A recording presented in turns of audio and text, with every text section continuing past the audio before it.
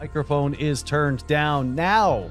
And yes, Kevin, S819, you are the first one here. Thank you so much for showing up. Thank you so much for hanging out. Today we're going to be playing some Neofly. We upgraded a little bit, so I'm not going to lie, I do play Neofly a little bit when I'm not like streaming. Mostly what I do is I just manage like the other pilots in the background. I'm not actually flying it, but what ended up happening was I managed enough of the pilots in the background, running my own airline and stuff like that. What's up, El Borracho? Managed a bunch of the pilots and stuff in the background. And now I have made enough money to buy a Citation. And again, this is in Neofly. For those of you who don't know, Neofly is really just a fun little app that makes it so that Microsoft Flight Sim has a reason. Like there's a reason to keep playing. Well, thank you so much, Kevin. Thank you so much. Aww.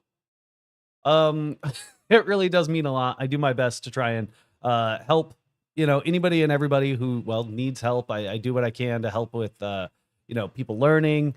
I'm one of those weirdos that actually enjoys being a flight instructor. I know that's kind of a weird thing, given that, most people are like, I'm just a flight instructor so that I can get my hours. And then I'm going to go off to the big boy airlines and we're going to be on our way. But I'm one of those weirdos that's like, you know what, that aha moment, that like moment where it clicks, where students are like, oh, I get it now.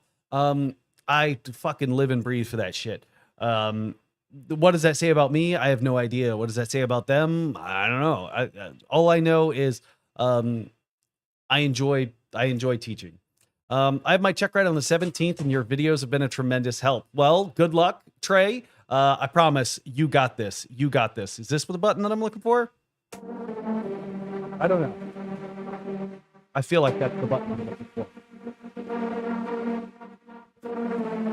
I don't know. I haven't played with these buttons in so long that I'm genuinely confused about what most of them do. What does this one do? What is that? Oh, it's my chipmunk voice. Okay, well, I don't want a chipmunk voice. What's this one do? I'm Morgan Freeman, and I can walk faster than this. Well, that's one thing. What does that do? Oh, that's my ATC or my DPE voice. I think this was the voice I used when I was like, so the DPE has asked, blah, blah, blah, blah, blah, blah, blah. What else do I got? Oh, Daddy. no, that one's an awkward one. Oh, I can't play that one because then I'll get demonetized. What is this button? Oh, that's my censor button. So like if I keep saying things like, then maybe I. Awesome.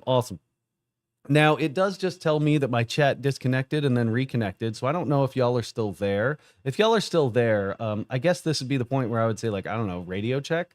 Anybody still there? Anybody still there? I hope so.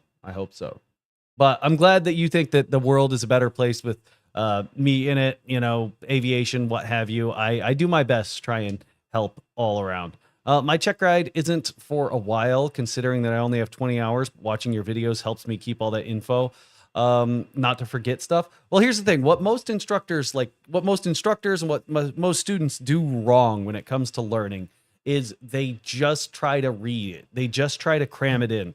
They don't try to apply it. Right. So when we're talking about let's say airspace, right? If you're operating out of an uncontrolled field and you never really operate inside airspace, fucking fake it. Fake it. Like, hey, we're going to go to this airport today. But let's pretend that it's a Charlie airspace. And these are the frequencies associated. It doesn't even matter if there's frequencies associated with it. Just pretend. Okay. So that next time you're thinking about, oh, what do I need for Charlie airspace? You can go, oh, well, I remember that day that we pretended that X, Y, and Z airport, BFN airport was Charlie as opposed to Golf or Echo or what have you. And I know that because of that exercise, we now need XYZ equipment. Does that make sense? I hope that makes sense. I hope that makes sense to a lot of people. Really apply the information as opposed to just sitting there and trying to cram it in. But do we want to go play some Neofly? Do we want to go play some Microsoft Flight Sim? We got it loaded like way up in there. And as I said, we have a Citation now. Look at that citation. It's a pretty citation.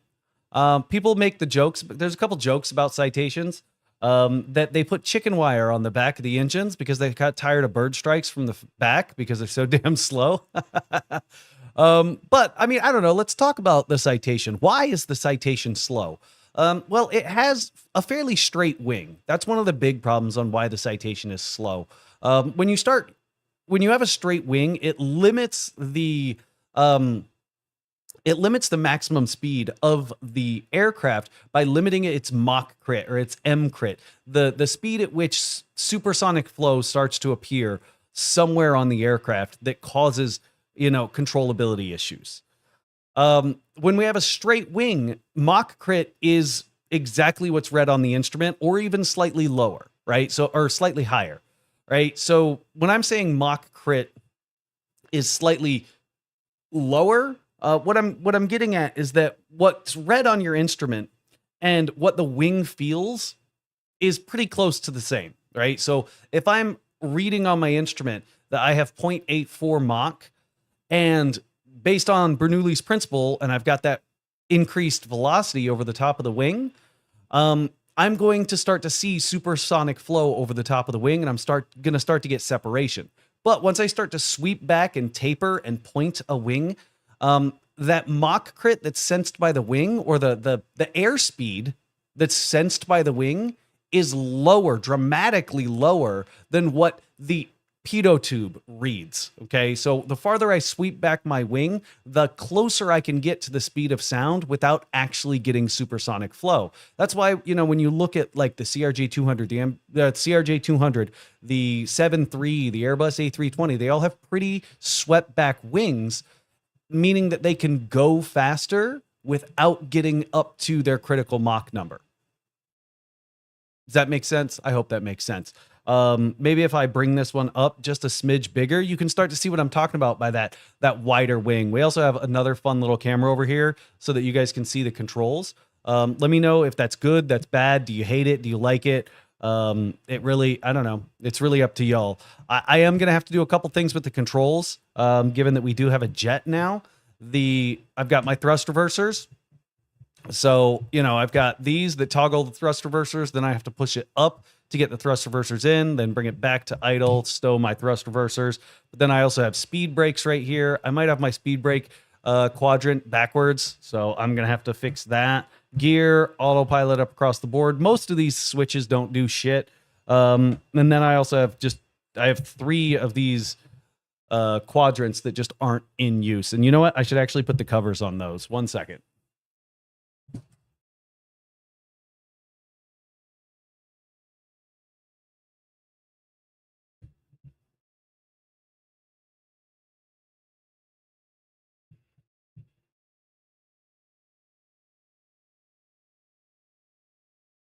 Given that this honeycomb yoke or this honeycomb system is kind of hard to get your hands on nowadays, given that the company, I think, pretty much went bankrupt.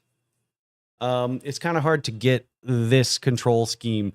So I want to protect it. I want to make sure it doesn't get damaged. So are we ready to hop in this jet? Well, before we do that, let's head over to Neofly and see what missions are even available to us. So here we are. We've got a couple pilots that are out doing stuff. Given that we're in a citation, I guess I actually need another pilot with me for these missions to count. So I'm going to have to wait for one of my pilots to actually land so that I can actually do these.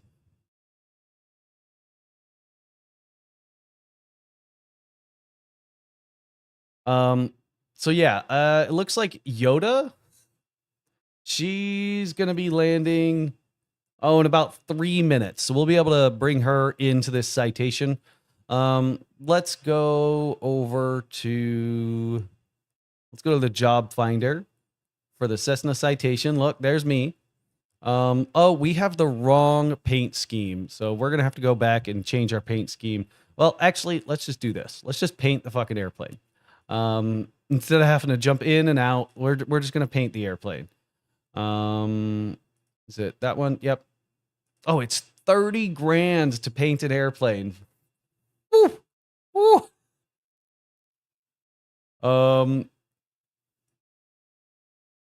I must remove the flight attendants before painting. Oh, I mean, I guess that makes sense. Like the flight attendants can't be in an airplane while it's getting painted. Fair.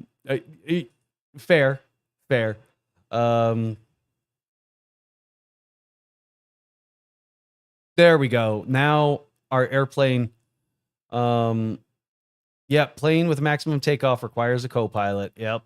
So we're going to have to wait for a pilot to land, and then we can take them out of whatever they're doing and bring them in.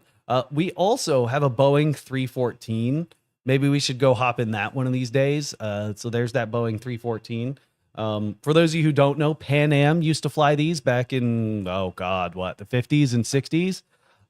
They would fly them to Hawaii. It would take 5 days. But it does have a useful load of 38,000 pounds in an airplane that does 150 knots. But it holds 68 passengers. It's technically a regional aircraft at this point. But here we are, CJ4. That's what we're going to be using. All right, we got it painted. The flight attendants are back in. Let's go find ourselves a mission. So 519 miles. Well, what does this thing cruise at? It cruises at 451. So 519 miles. It'll take us a little over an hour. It's going to make us damn near 70 grand. It's worth 10 experience points. You know what? I'm happy with that. It's 2 passengers. I don't see why we can't do that. Hello, pilot. Your passengers are waiting for you. Let me know when we can send them. Oh, dang. That came across on so many different channels. Boarding has started. That was not my intention. That came across on so many different channels. I guess what we're going to do is this then. We'll turn down Neofly and we'll turn up Say Intentions. Because we also have Say Intentions running. And Say Intentions is going to be our radio. So I hope y'all can hear this. 1 second. Radio check.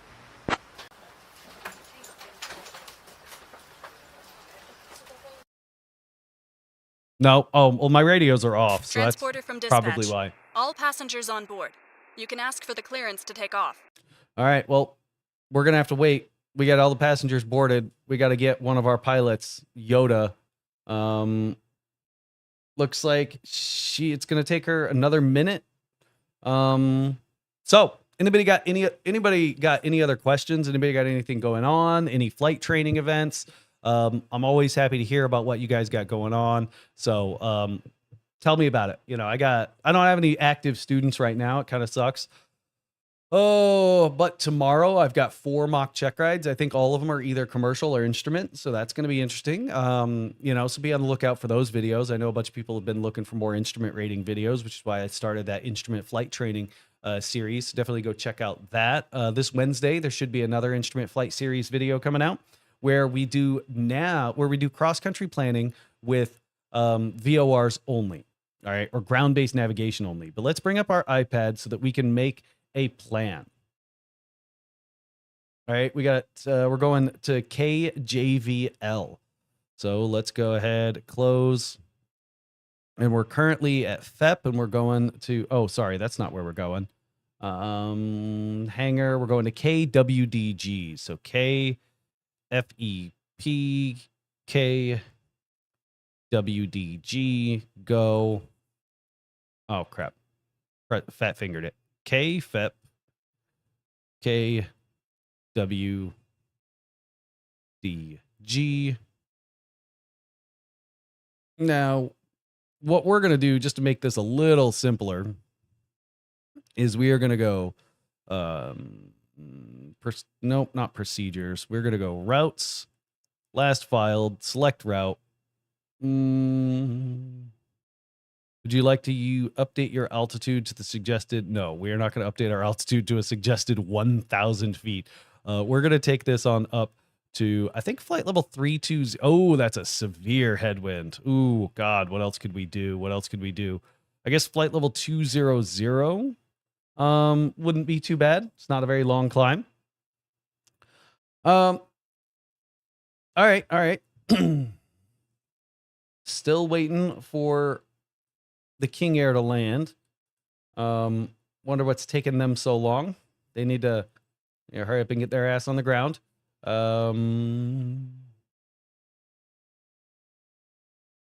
Now they've been delayed again. Another 1 minute. What are they getting delayed for? Why are you not landing? Get your ass on the ground.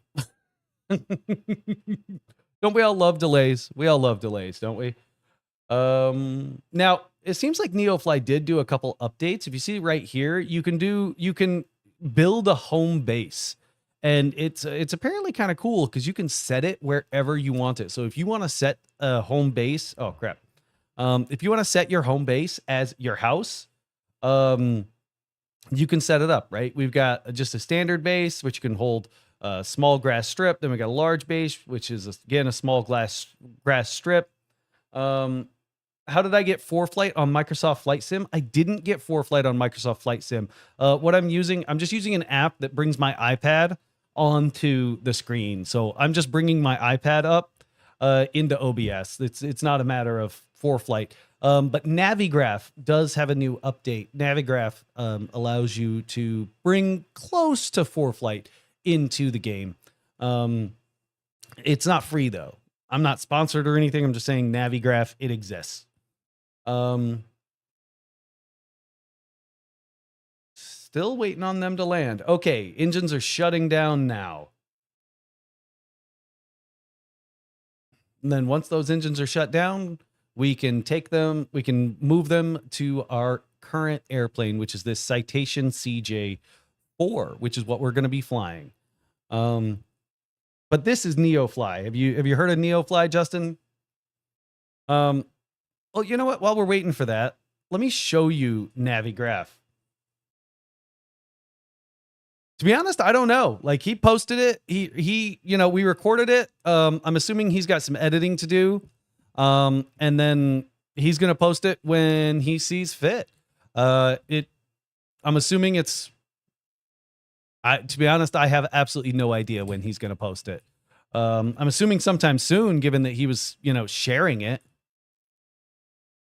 Huh. That's interesting. Why is it? Okay, so these controls are just a little messed up. So what we're going to do is we're going to change. So throttle. And so not that one. So we're going to clear that input. And not that one. Clear that input. Validate. And then we're going to go throttle axis 1. Start scanning. There we go. Validate. And then we're going to go throttle axis 2. Start scanning. And validate. Apply and save. Escape and go back. Resume. And now they're backwards. Oh, I love it. I love it. I love it. But yeah, no, I'm not entirely sure when that is going to come out. I'm assuming sometime soon, given that, he shared some of it. It wouldn't really make sense for him to share like the little screenshots of it and whatnot, and then not post it soon. So as much as I do about when that is going to get posted. Okay, so our engines are set up properly now. All right, yoke's still good. Yoke's good. Rudder pedals, good, good. Trim, good. All right. Well, our airplane is all set up. Now, let's actually check out SimBrief and Navigraph. My check ride is soon, trying to get it booked. I've reviewed a lot of your videos. Thanks for the help. Well, that's awesome. That is awesome. Good luck on your check ride. Good luck on your check ride. Come back. Tell us how it goes. All right. Come back and tell us how it goes. Because that's really the best part, is hearing when y'all come back and we're successful in your training. It is just like, that's half the reason I'm still an instructor, is because y'all come back and tell me that y'all made it and y'all are kicking ass, and it's awesome. So let's get rid of Neofly. Yep, Neofly is gone. All right. Can't wait for it. Was it fun recording a podcast episode? Yeah, I mean, it's not bad. You know, you get to sit there and talk with another pilot and whatnot. Given that I haven't really been able to work in a while, it kind of sucked. I haven't really been able to talk to a whole lot of pilots very often. So let's go new flight. We're going to be departing KFEP, and then we're going, excuse me, sorry, KWDG. We are in a CJ. Oh, where is it? So we're not in a site. Is it Citation X? No, it's not a Citation X. Oh, what the hell are we in? Oh, we're in. No, those are CRJs. I don't want a CRJ. Citation CJ4. Okay, there we go. What's our current departure time? Yeah, that'll make sense. That'll make sense.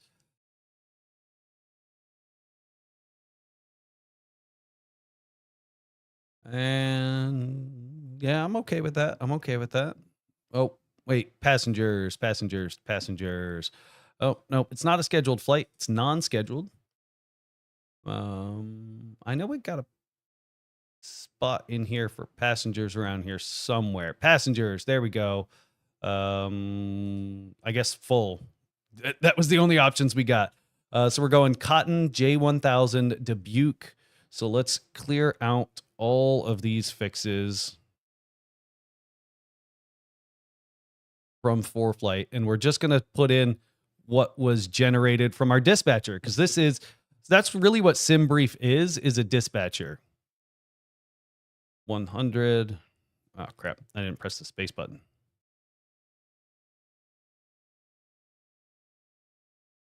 And DBQ. Oh. DBQ and Jet 144.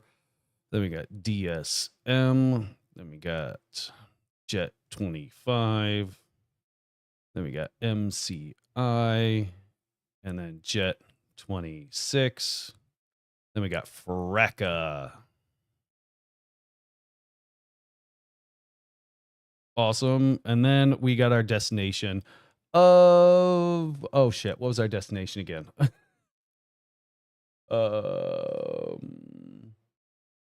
WDG. KWDG. Solid. My check ride is on the calendar as well, December 10th, weather permitting. Already rescheduled once, Washington weather. Yep. I've got a private pilot mock check ride scheduled with you. I'm excited. Well, that's awesome, Levi. That is awesome. I'm excited for it as well. You've seen the videos. I know I make the joke that everybody takes the same check ride, but that's really the case. Everybody does kind of take the same check ride. We're all going to cover the same information. The differences are really just going to be specific to your airplane. So let's go and get our pilot.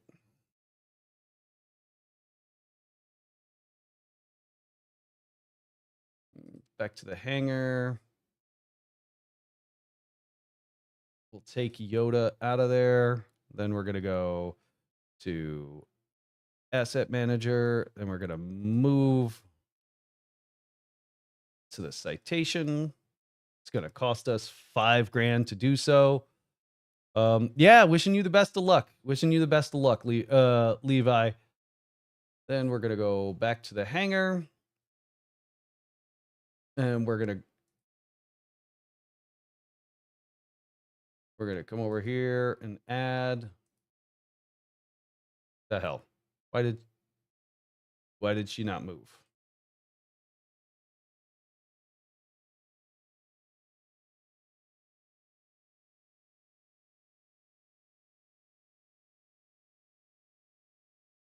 Oh, because she's not qualified for the airplane. So we got to get her an Echo rating. She was not qualified to fly jets. So I guess I should show y'all what I'm actually doing. Over here, back to the hangar. So we got our pilot Yoda. She is now qualified to fly jets. So now we can put her in our CJ4. Now we got a full crew and we are ready to go. So my medical, I'm still just waiting on the FAA, and it's actually getting kind of frustrating because I've tried to call the FAA pretty much every day this week, and they really just have a message now that just says that they're not answering the phone. That, you know, due to high call volume, we're not answering the phone at this time. So it's a little frustrating. It's a little frustrating because I'm calling to be like, hey, can I get an update? Can I see what's going on with my medical? You know, when can I go back to work? And they're really just, I mean, they're just not answering the phone. And it's just, it's like, I'm not happy about it. Just to put it frankly. But I understand the FAA is busy. They got stuff to do. It's not just about me, but you know, if the fact that they're just not even answering the phone is because it's not like they're just not answering the phone to me. They're not answering the phone for all pilots that are trying to call and get an update on their medical. It's not even just like, oh, well, you know, we've got an hour on hold. No, holding isn't even an option. So it's yeah. All right. So we got our aircraft loaded. We got our mission. We know where we're going. We know how we're getting there. Let's go ahead and generate this flight in SimBrief. Generating nav logs, building maps, doing all that jazz, loading our weather briefings.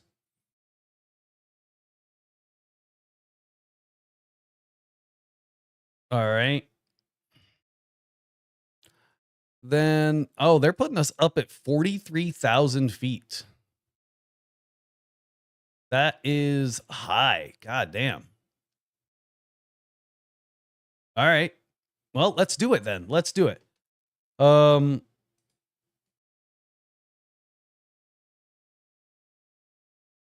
Yeah, and I mean, I'm almost up at 2 years now. I'm up at 2 years now, and it is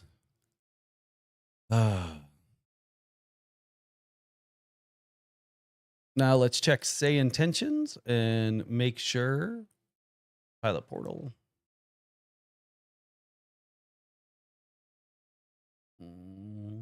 ATC data set.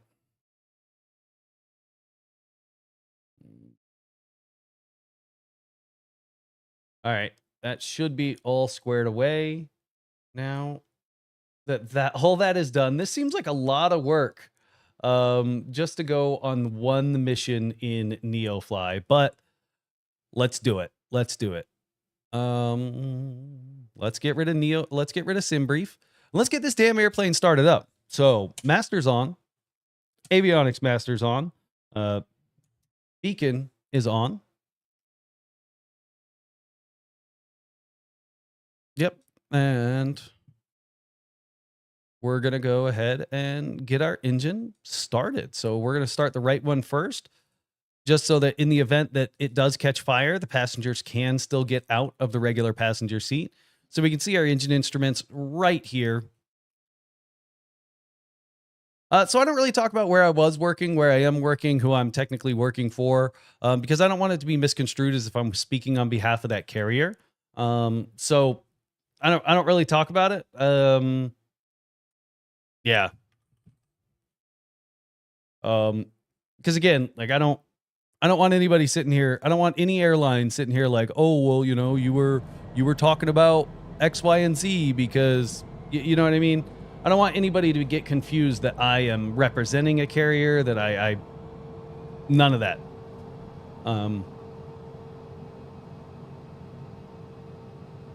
Sorry, I'm fixing something real quick.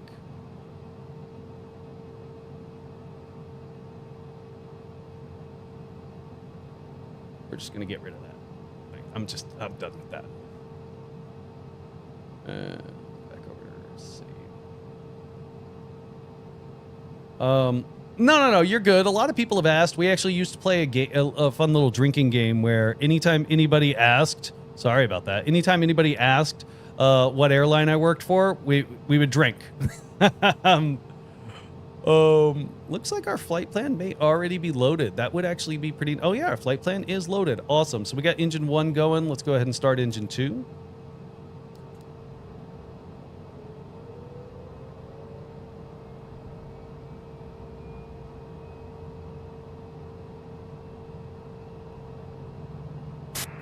You're good to go. Contact the tower for clearance. All right.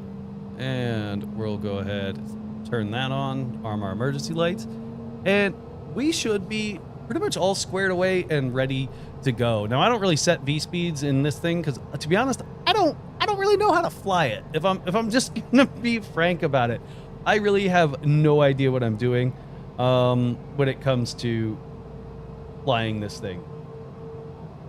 So we're, for lack of a better way to put it, we're gonna fucking wing it. Where are we parked at? Let me go ahead and go to my Navigraph charts. And this is really what you can use in Microsoft Flight Sim. Sure, I've got my iPad right here. I'm not going to be using my iPad. Let's go ahead and load the simulator flight plan. Actually, I hate Navigraph. It runs really slow. So we're going to be using the iPad. And let's zoom in on our current location. And it looks like we're going to be taking a right turn out of here, Alpha 2 Bravo. Given that we're in an uncontrolled field, there's nobody to talk to, right? There's no clearance or anything like that. But Tekken, I'm doing pretty good. How are you doing? Go ahead and release our parking brake, and let's go. And what is the name of this airport that we are at? Show full screen. Alberta's traffic. Citation Cheese 1. Taxiing via Alpha,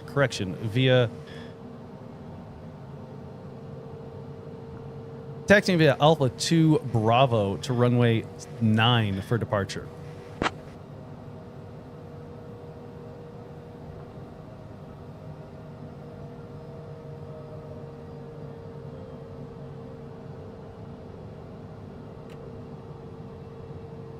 All right. Let's go ahead and set our flaps. Oh, this is a tiny airport.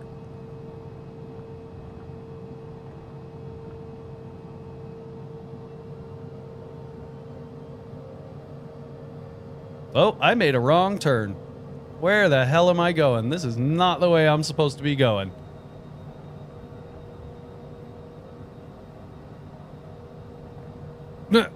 Oopsie daisy. I guess I realized, I guess I was facing the wrong way. Sorry about that. Let's try not to run into them. And we're gonna back taxi the grass runway. That just seems to be the easiest way for us to get to the runway we actually want to take off from. Who cares about fucking foreign object damage? Who cares about, ingesting grass into our jet engines? They're way up on the tail. We should be fine, right?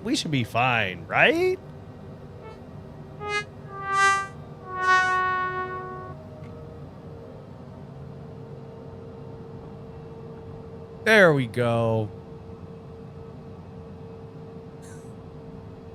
I don't know how I got so turned around. I'm gonna have to practice my taxiing before I go back to the airlines, because that was rough. That was rough. It's Microsoft Flight Sim though. It's Microsoft Flight Sim. You know what I miss from Twitch? Because I used to stream on Twitch. Emojis. Taxiways are scared of this guy. Oh, let's get some weather before we go.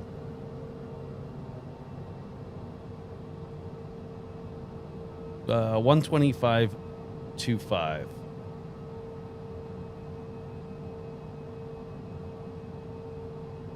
Point niner. Altimeter 2984. Albertus Airport, automated weather observation. 2315 Zulu. Wind 270 at niner. Visibility 10. Sky conditions, scattered at 2500 feet. Scattered at 2900 feet. Solid overcast at 5000 feet. Oh. Temperature 12. Dew point 9er.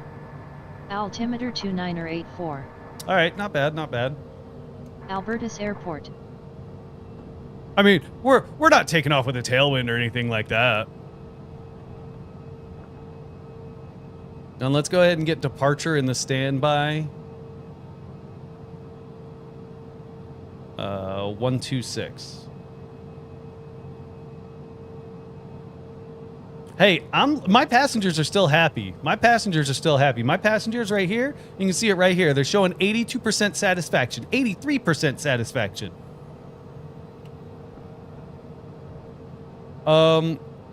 So a lot of the questions when I'm doing these mock check rides, a lot of it does come straight off of the dome, but I do also do a lot of preparation ahead of time.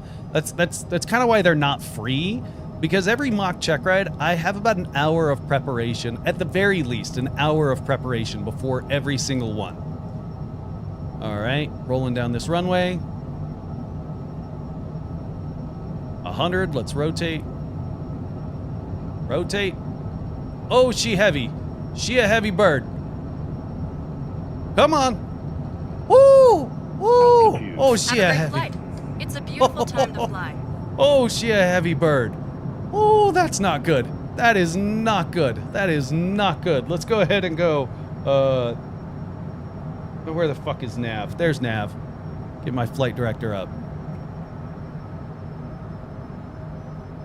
We'll go for an indicated airspeed climb, and we'll crank this on up to 200-ish.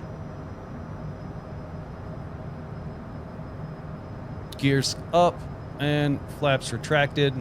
Solid. And we're going to take this on up to a 250 knot climb.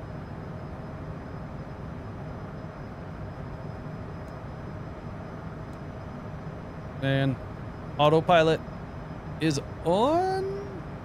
Come on, climb, climb, bird. There we go. And solid. We are on our way. Yeah, that was a heavy bird. That was a come on. Autopilot. Not really sure why the autopilot let the aircraft overspeed. I put it for a flight level change climb. Oh, because I didn't give it an altitude to climb up to. That would explain it. It's been a little while. It's been a little while. Let's take this on up to 460. That was our plan. And we took off VFR. So we're going to pick up an IFR clearance on the way out. All right, doesn't look like I'm going to get to 460. Doesn't look like my autopilot allows that. Let's go indicated airspeed, crank that back on down to 250, and autopilot on. There we go. And transfer over to departure. Departure. This is Cheese 1. Just took off from Albertus, trying to pick up IFR to Whiskey Delta Golf.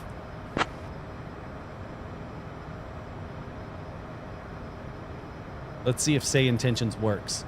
Private pilot is kind of difficult. Some people struggle with private pilot. Oh shit, my passengers are scared. Cheese 1, Rockford approach, clear to Woodring. Direct to Book, Venice filed. Squawk 3625 and ident. Piper 4, Victor Victor contact, Chicago Center on 118.75. Contact Chicago Center on 118.75, Piper 4, Victor Victor. I do not have a fucking ident Cheese 1, button. Rockford approach, radar contact 2 miles south of Freeport Dornick Airport at 9,000 feet. Heading 279er, Freeport altimeter 29.83. Clear direct Dubuque. Climb and maintain flight level 270. All right, we're climbing up. Climb maintain 270, direct Dubuque. Cheese 1.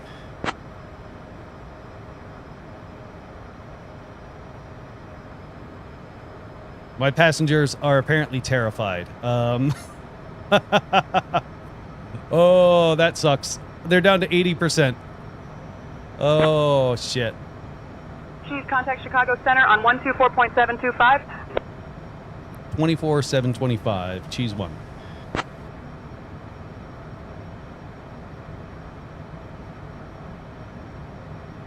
Cheese, negative, contact Chicago Center on 124.725. 124725, Cheese 1. All right. I am not using VATSIM. What I'm actually using is Say Intentions. It's just a chat GPT based AI for Microsoft Flight Sim. We're going to Monroe tonight. Kilo Echo Foxtrot Tango Piper 4 Victor Victor. Piper 164, Victor Victor, Roger, heading to Monroe. Chicago Center. I gotta wait to be able to get my goddamn word in edgewise. Flight following at this time, please. Piper 164, Victor Victor, Roger. Radar services terminated. Squawk VFR, frequency change approved. Piper 164, Victor Victor, contact Chicago approach on 119.0. And Chicago, this is Cheese 1, 17, climbing 270.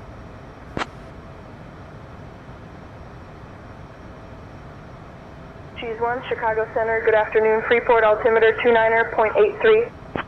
2983, Cheese 1.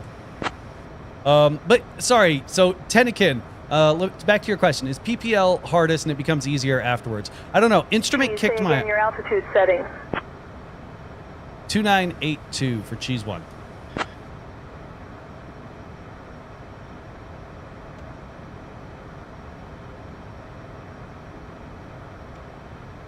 Private pilot wasn't too bad for me. What got me was Instrument. Instrument absolutely beat my ass. It was the only one I had any issues with.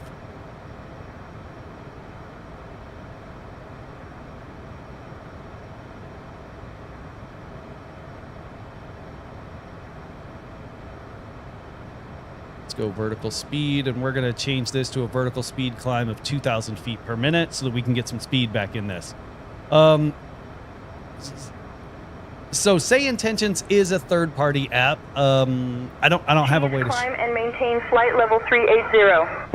climb 380 for Cheese 1. So it is a paid third party. I'm not gonna lie, they did give it to me for free. So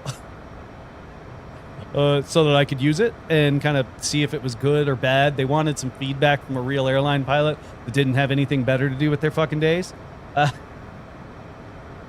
If we're just going to be honest, they wanted that's it. They wanted some feedback from a real airline pilot that had nothing else going on. I guess we need to bring these engines back to climb. Flight level 4.5, please. Oh, nope, it went to go around mode. I do not want go around mode. 4 Victor Victor. Chicago Center will cancel flight following at this time, please. 164 Victor Victor, Roger. Radar services terminated. Squawk VFR, frequency change approved. All right, we're solid. I thought this thing had auto throttles, but this thing does not have auto throttles. At 2,000 feet en route Whiteside County. Yeah, this thing does not have auto throttles. 30.30, good afternoon. 4 Victor Victor. Sorry, I gotta quiet down the radio. I gotta quiet down the radio. But yeah, Say Intentions is pretty cool. I know there's a couple other options that are out there, but no, I mean, I use Say Intentions. I like VATSIM. I'd prefer to use VATSIM. The only problem is VATSIM, there's just rarely ever any controllers on. The hell?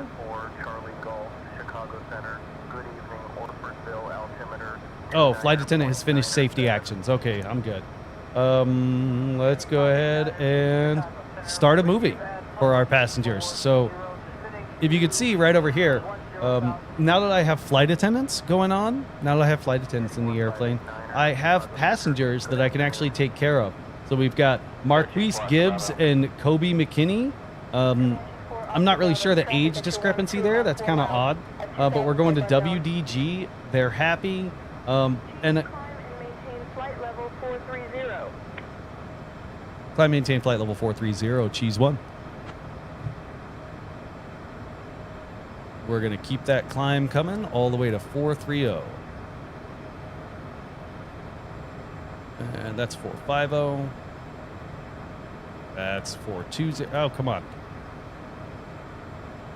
If you twist the knob too fast, it assumes you want thousands. There we go. We've got that new climb set, and we are on our way. It's kind of weird that I had to put a co-pilot in here, but there is no co-pilot. You'd think that they would, you know, kind of render that in.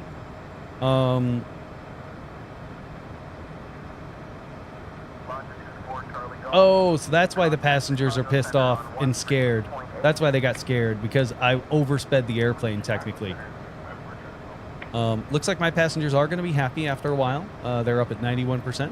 But does anybody else have any other questions? We should be good. We're kind of almost at cruise now. I guess we do still have a decent bit of altitude to climb. Let's change this. Can I change this to a Mach climb? I should be able to change this to a Mach climb.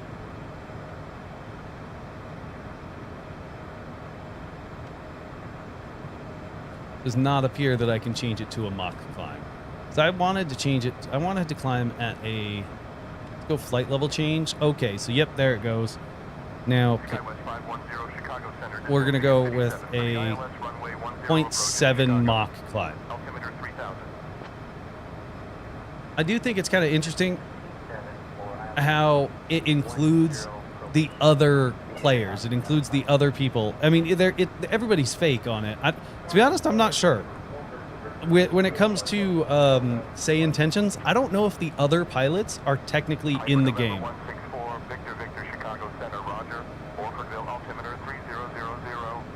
Now that we got to our Mach climb, let's talk about why we do a Mach climb. If you're in the chat, raise your hand if you've ever heard the phrase Mach tuck or a high-speed stall. Come on, class. We need some interaction. No, I'm kidding. So Mach tuck or a high-speed stall, it's exactly what it sounds like. It's the aircraft no longer generates enough lift to keep the airplane aloft because you have hit an altitude or you've hit an airspeed in which the aircraft starts to the effects of compressibility and sorry, 1 second. My flight attendants said that they're done with something, so we're gonna give them more things to do. So when we start to get an airplane faster and faster and faster and faster, the air doesn't want to get out of the way. So we end up with the air forming this high pressure cone in front of the aircraft. If you've been to Oshkosh, if you've been to an air show, what's up, Justin? If you've been to Oshkosh, if you've been to an air show, you've probably, well, okay, maybe you haven't because they don't let them break the speed of sound, but if you've seen a video of like an F-16 or something like that breaking the speed of sound, you see that shock wave? That is that compressibility cone. Well, the problem is when you have an airplane that isn't designed for that, like this Citation, that shock wave, that cone, causes a disruption of airflow behind it. So let's say we have a shock wave that forms on this wing right here. That disruption of airflow back here is going to cause the airflow to separate. I should be able to, let's actually see. General options, no, not general options, assistance options, and user experience, aerodynamic forces, apply and save, escape, back. Oh, no, is it not going to show me anything? Well, whatever. When we get that shock wave that forms on the wing, okay, we start to get a separation of flow, which means that the wing no longer generates enough lift to keep the aircraft aloft. Just like in your Cessna, when the wing stalls, what does the nose of the aircraft want to do? It wants to dip down. It wants to drop out. Well, what's going to happen if the nose dips down and drops out? I'm going to gain more speed. And if I gain more speed, the airplane's going to continue into this upset scenario and can even tumble forward. So a Mach tuck. The reason we're changing from an indicated airspeed climb to a Mach climb is to prevent that. Because if I continue to climb in indicated airspeed, and Mach could continue to climb, and I end up exceeding my critical Mach number. Now, why does Mach continue to grow, even if I maintain the same indicated airspeed? Well, because the speed of sound goes down. The colder the temperature is and the higher you get, the slower sound gets. It's kind of weird, right?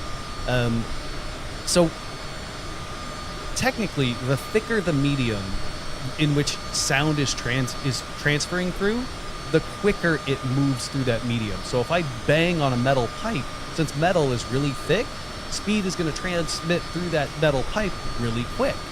But as I start to get higher and higher and higher in the atmosphere, and it starts to get colder and colder and colder and colder, the speed of sound starts to slow down. So my aircraft's relationship to the speed of sound is changing as I'm continuing to climb.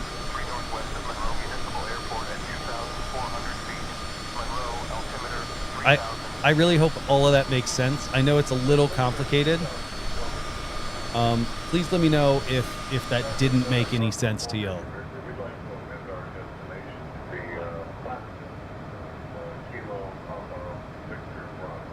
You know, I'm definitely convinced that that's another person.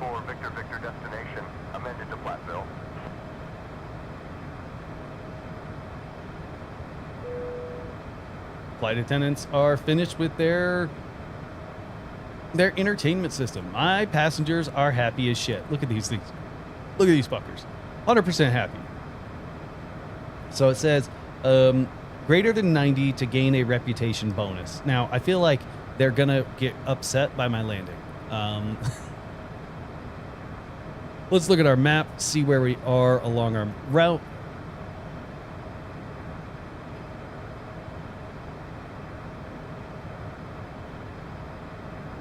Let me show y'all right here. So we're going from Dubuque to DSM, then DSM. Yeah, I mean, it's going to be about an hour flight. It's not a bad flight. I kind of wish we were climbing faster though, so that we could just get on up to our cruise speed. But I guess 0.7 Mach isn't a very bad cruise speed. Would you say going to Part 61 for PPL, instrument rating, commercial, and doing CFI, MEI, etc., accelerated to get to the airlines is a good pathway? Thinking about getting associates, AMP as a backup. I definitely recommend getting a backup, right? Not having a backup kind of sucks. You end up like me, you know, talking to the camera, trying to keep my bills paid. Because I don't really have a backup. I don't really have another plan other than this. So definitely, I like the idea of a backup. Now, when it comes to don't use flight instructing as a means to an end. All right, don't just burn those students for hours. They're paying you. Okay, so if you want to be an instructor, go be an instructor. If you don't want to be an instructor, try and find something else. I understand that a lot of times there's not a whole lot of other options, especially in the current market. But getting your CFI, getting your MEI, getting your double I, I don't know if it's really going to be an accelerated route. It's going to be a route. Hiring in all of aviation right now has slowed down, but if you're just now at private pilot, you know, things are going to change. Some airlines have already started bringing back people from furlough. Some airlines have already started hiring again. Get your ratings in the way that you see fit. I'm partial to 141 when it comes to those primary core ones like private pilot, instrument, commercial, multi-engine, stuff like that. I'm partial to 141 because they train you for the airline environment. They train you in SOPs. They train you in standardization. They train you in, you know, training manuals and such. Part 61, to be honest, I'm surprised that Part 61 schools even have checklists. Because I've done mock check rides for so many students coming from Part 61 schools that don't even know what the fuck a checklist is. But are you making progress towards getting your medical back? Here's the thing. The FAA has all my paperwork. The FAA has everything they need to make a decision. They're just taking their sweet time to do it. That's like, there's not really any better way to put it. The FAA is taking their sweet time in getting my medical, approved and taken care of. I don't know what's taken them so long. They have, I provided them a bunch of doctors saying, put him in the game, coach, put him in the game, coach, put him in the game, coach, and they're sitting on the paperwork, to be honest.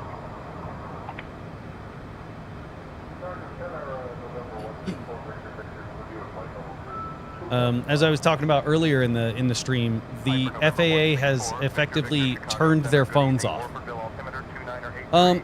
So I went to talk to somebody in Afghanistan after my platoon sergeant abandoned me in Kabul. That was it. I talked to somebody about stressors in my life. And then the FAA called me a narcissist, so they made me go to therapy for narcissism. Which is hilarious. Like, people always make the jokes, like, pilot's a narcissist? Isn't that part of the job description? But really, it's just, I went to talk to somebody about stressors in my life, and the FAA wasn't happy about it. There's not really a whole lot of, there's not really anything else to say about it. It sucks. I'm not happy about it. It feels like, you know, that kind of mentality towards mental health only makes it dangerous, not better. But again, you know, I'm not a doctor. I'm not a mental health professional. I'm a flight instructor. I was a check pilot for UND.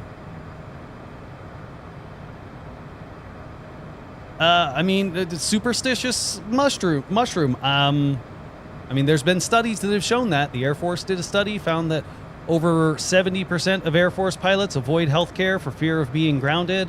UND did a study and found that over 50% of pilots avoid healthcare for fear of being grounded. But again, I'm not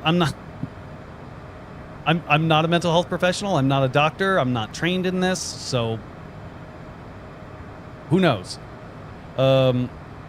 Yeah, Justin, and that's terrifying. That one stupid, simple thing can ruin it all. I'm not happy about it, but hopefully things change. If you are looking to help Pilots Mental Health Campaign, they're out there trying to help pilots. They're out there trying to enact change. So look them up. They're on LinkedIn. I think they're also on Instagram. You can also go to pmhc.org and you know, volunteer, donate, what have you. Yeah, you're right. Nobody wants a pilot that's going through a rough time.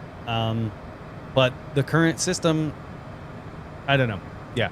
So you think Part 61 is not the greatest standardization-wise for completing my private pilot? Would you suggest to switch to a 141 program? Here's the thing. If you're already in a program, stay in that program. After that, I'd definitely recommend 141 because I've trained. So I also teach the ATP CTP course, right? So I teach the transition between flying Cessnas, flying small aircraft, to getting into your first jet. I teach that transition course, and I've taught students that did all their stuff Part 61, and they're more confused about things like SOPs, SMS. You know, they're more confused about the standardization stuff that's in play. 1 second. Radio check.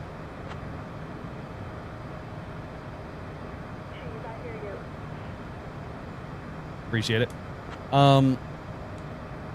You know, I see more struggles from students that did Part... I see more struggles from students that did Part 61 than I see from students that did Part 141, especially when you're talking about the big programs. I'm not saying go to like your mom and pop flight school that has an ASA training course outline and they do Part 141 through the ASA training program. No, fuck them. The fact that they're claiming that they're a Part 141 program, it feels dirty. What I'm talking about is like UND, Embry-Riddle, Purdue, stuff like that. And we are finally at our cruise altitude. Engine's nice and cool. Let's go ahead and give it a couple more scoochums. Let's get this thing moving.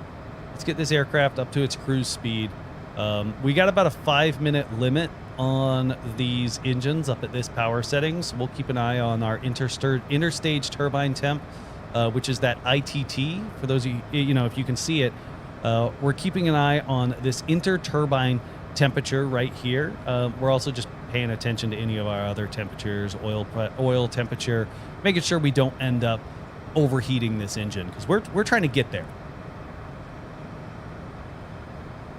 What you call it? Could you share more information about the ATP preparation? So ATP CTP, it's a really simple course. It is a super simple course. It is exposure. That's what I try to teach that course as an exposure course. I am exposing you to the airline environment. I am exposing you to the training style. I'm exposing you to jets. So the program isn't, or the ATP CTP course isn't really about you learning how to fly a jet. It isn't really, because I teach it in the Airbus. So it's not really me teaching you how to fly the Airbus. It's more of me teaching you, these are the things available in the airline environment. These are the things available in jets. These are the differences, right? You know, we do stalls. Again, this is all in the full motion sim. It's not in the actual aircraft.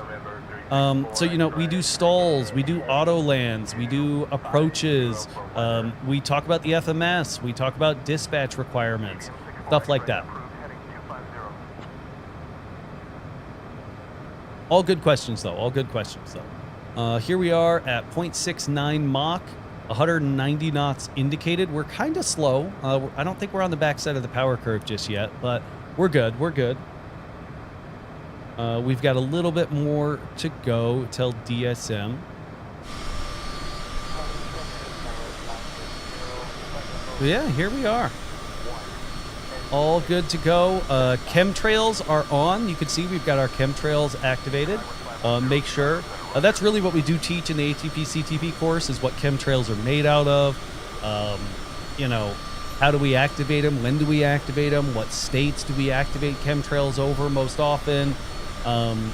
You know, what are we trying to accomplish with chemtrails? No, I'm just fucking with y'all. There's no such thing as chemtrails. Sorry. Was that mean? I really hope that wasn't mean. You just, you know, it's just kind of funny because, like, my spouse, she's an airline pilot as well.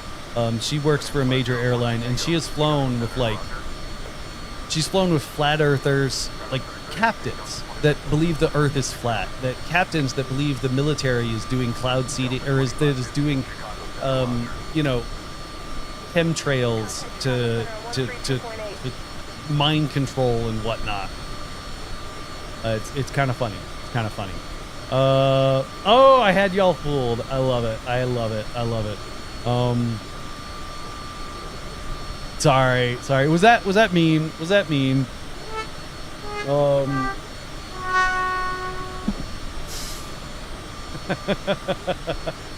I don't know. I thought it was funny. I didn't have the greatest GPA in high school. Going to a prestigious college such as Embry-Riddle training sounds impossible. So do you have any suggestions on the accelerated 141 programs? Well, all right. Here's the thing. Embry-Riddle, fucking. I know I got a button for that. No, it's not that. Embry-Riddle, not that great, if I'm just going to be entirely honest. I don't have a poop button. I'm surprised I don't have a poop button. I've taught a lot of Embry-Riddle students as well, and they all drag the wings through the dirts when it comes to jets. Embry-Riddle isn't that prestigious of a school. I have seen dumbasses come out of Embry-Riddle, and I've seen geniuses come out of Embry-Riddle. It's more of what you put into it and less about what the school is. UND in Arizona, technically Arizona, or there's a UND Aerospace Foundation, partnered up with Chandler Gilbert Community College in Arizona, and they now have a training program. They have an accelerated flight program that can get you from 0 to CFI in a little over a year.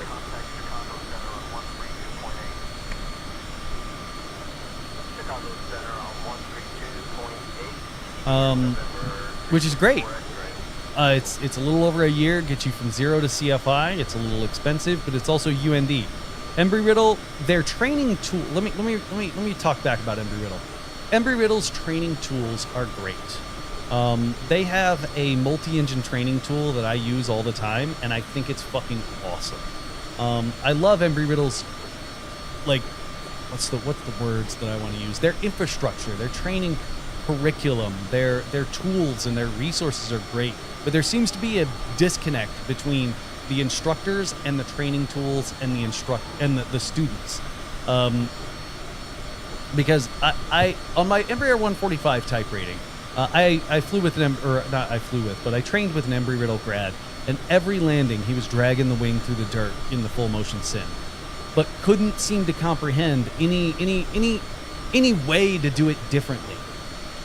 Because Embry-Riddle grilled into him, you are going to fly the aircraft this way. This is the only way that you're going to fly it, but never explained why. Never explained the aerodynamics at hand. Never explained why we were accomplishing this task in this manner.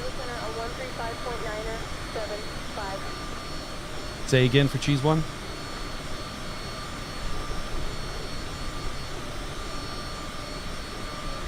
Chicago Center on 135.975. 135975 for Cheese One.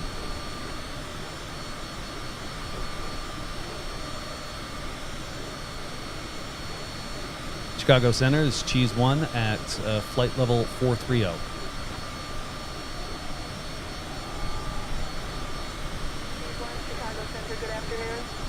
Anybody got any other questions about flight schools? Embry-Riddle seems like a big, fancy, awesome flight school. They're very stringent in their training curriculum. They're very stringent in the way that they teach, but they don't expand on why they're teaching it that way. So it ends up with a bunch of students that say, do it this way, but never understanding why.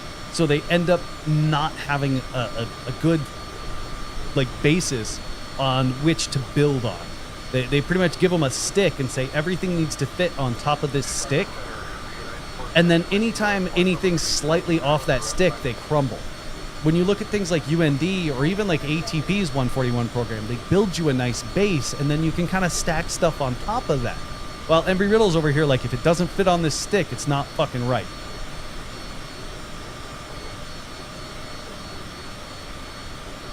So ATP is a pilot mill. I wouldn't necessarily say that they're a terrible school, but they are a pilot mill. They are there to get you done. Are you going to make mistakes? Is it going to be difficult? Are you going to be in that damn school all day, every day, 5 to 7 days a week? Yes. Can you keep up with that? Who knows? And that's a lot of the problems. That's why a lot of people say ATP sucks, is because it requires such heavy investment that some people just can't keep up. Some people can't keep up, and then they blame the school's training program when they signed up for a program that they weren't ready for. They weren't willing to dedicate their entire life to aviation. They wanted to become a pilot, but they still wanted to go party. They wanted to become a pilot, but they still wanted to do X, Y, and Z things because they're in college and they want the college experience. But the problem is that's not what ATP allows. ATP says you're going to show the fuck up and you are going to go to school. It is a job.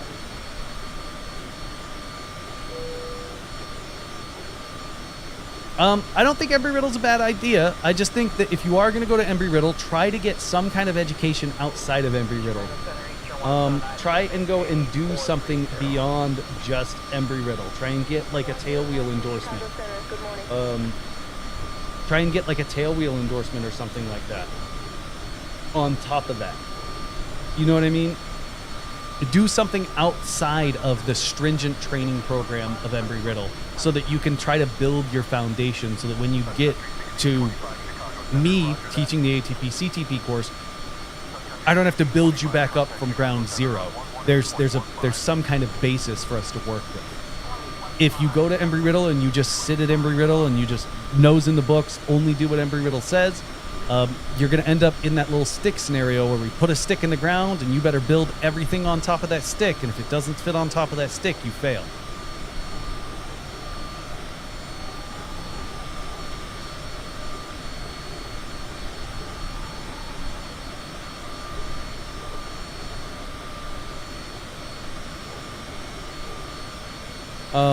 Good questions, Dylan. Good question, though. Most complaints I hear about cost overruns from students that need extra time. You are going to have a cost overrun, right? You are going to end up coming out of pocket. I used my GI Bill to pay for all of my flight training, and even I ended up spending money out of pocket that wasn't part of my GI Bill. I think I spent an extra $5,000. It happens. The prices you're being quoted are the average. They are not guaranteed.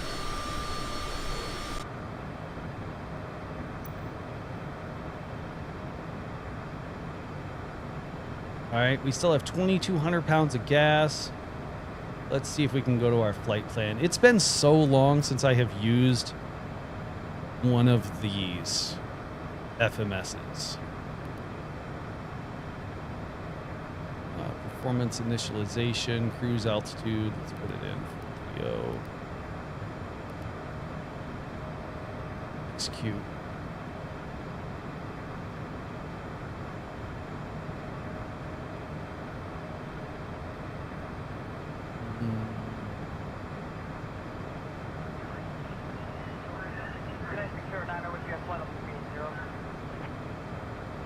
Let's go. Well, actually, this is... Where the hell is clear? Clear. We got 2 passengers. Execute. No cargo. Gross weight. Sensed fuel.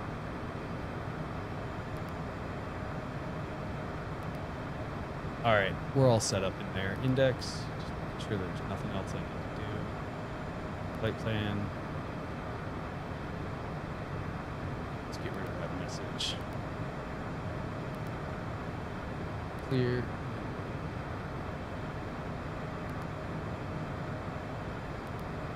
Those are all our radios. I'm not worried about that. Legs. There we go. I'm happy with that. I was just hoping that there would be a fuel planning menu, but I don't seem to see a fuel planning menu. Huh. Gonna be in perf? Ah, fuel management. There we go.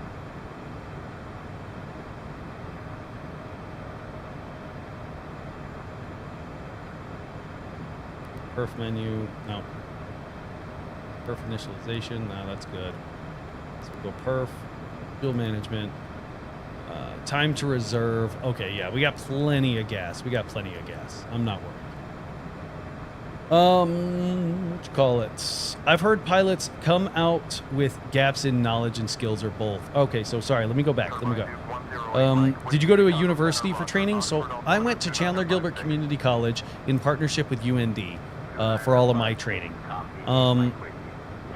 Now, the gaps that some pilots have coming out of ATP, remember, who's responsible for the safe and final authority of an aircraft? It's the pilot in command, meaning who's responsible for the training.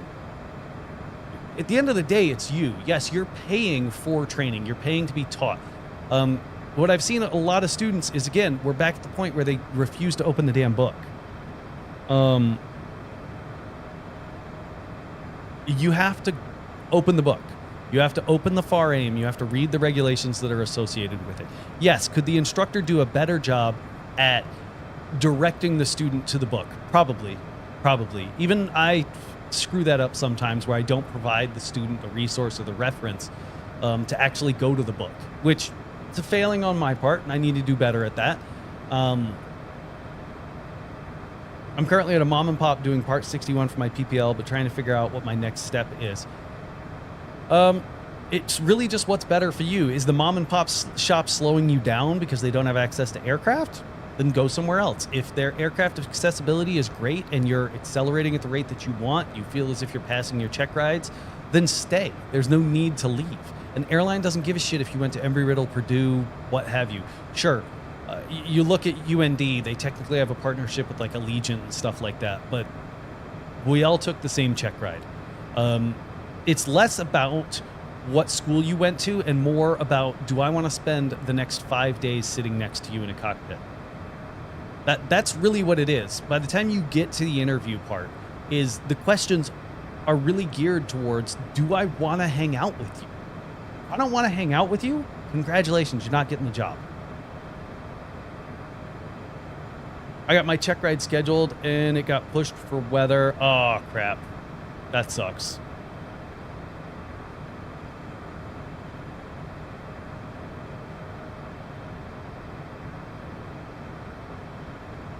Contact Minneapolis Center on 125.65. 2565 for Cheese One.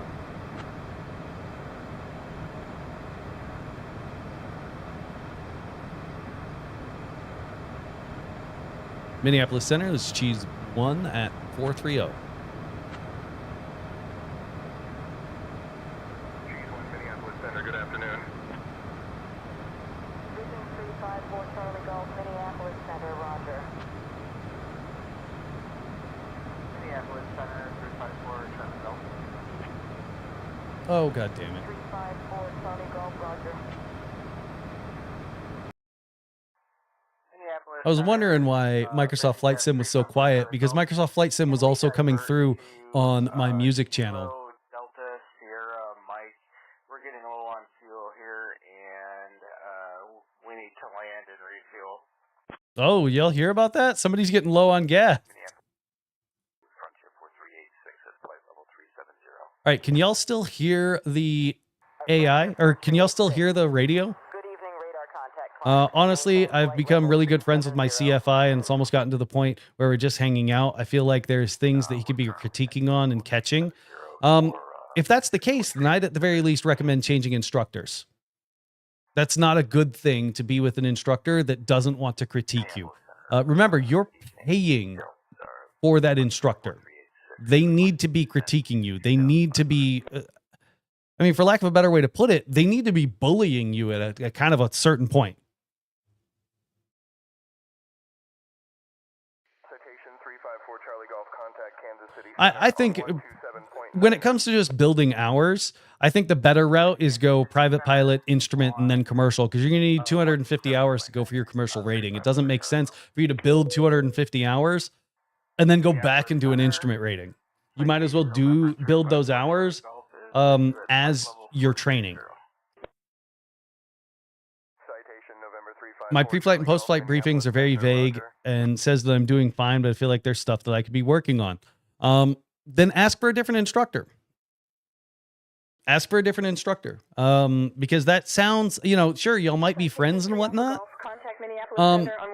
But they need to make sure that you are actually qualified, that you're actually ready. 0.525, 3 Alpha Golf.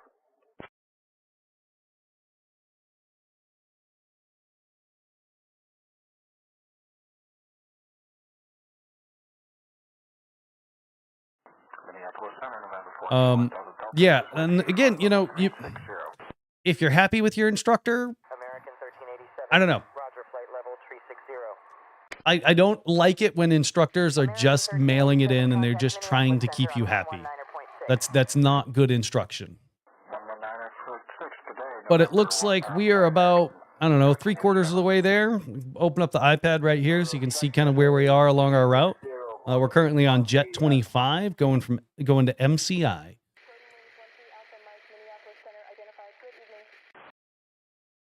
Minneapolis Center, Alaska 36, flight level. All good questions though. All good questions though. Alaska 36, Minneapolis Center. Good evening. Comanche 73 Papa Say requested altitude. 3,000.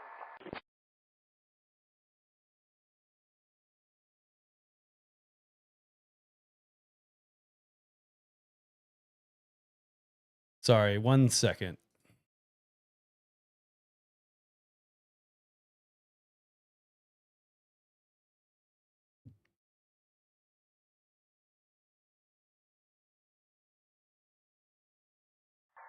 Minneapolis Center, United 1865, with you at flight level 340.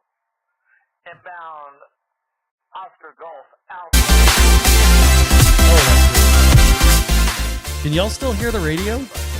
Like, not the music. Can y'all still hear, like, the ATC? United 1865, contact Minneapolis Center on 123.975. Center on 123.975, United 1865. Have a good night. Sorry for the delay in the response. Delta 487, contact Chicago Center on 127.05. You got it. 127.05 for Delta 487. See ya. There we go. In your opinion, if I'm not trying to become a professional pilot, would you recommend Part 141 over 61?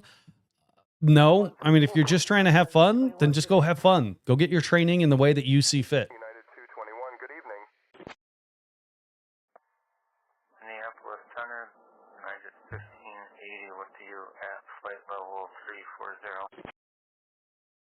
United 1580. Trying to get my passengers drunk.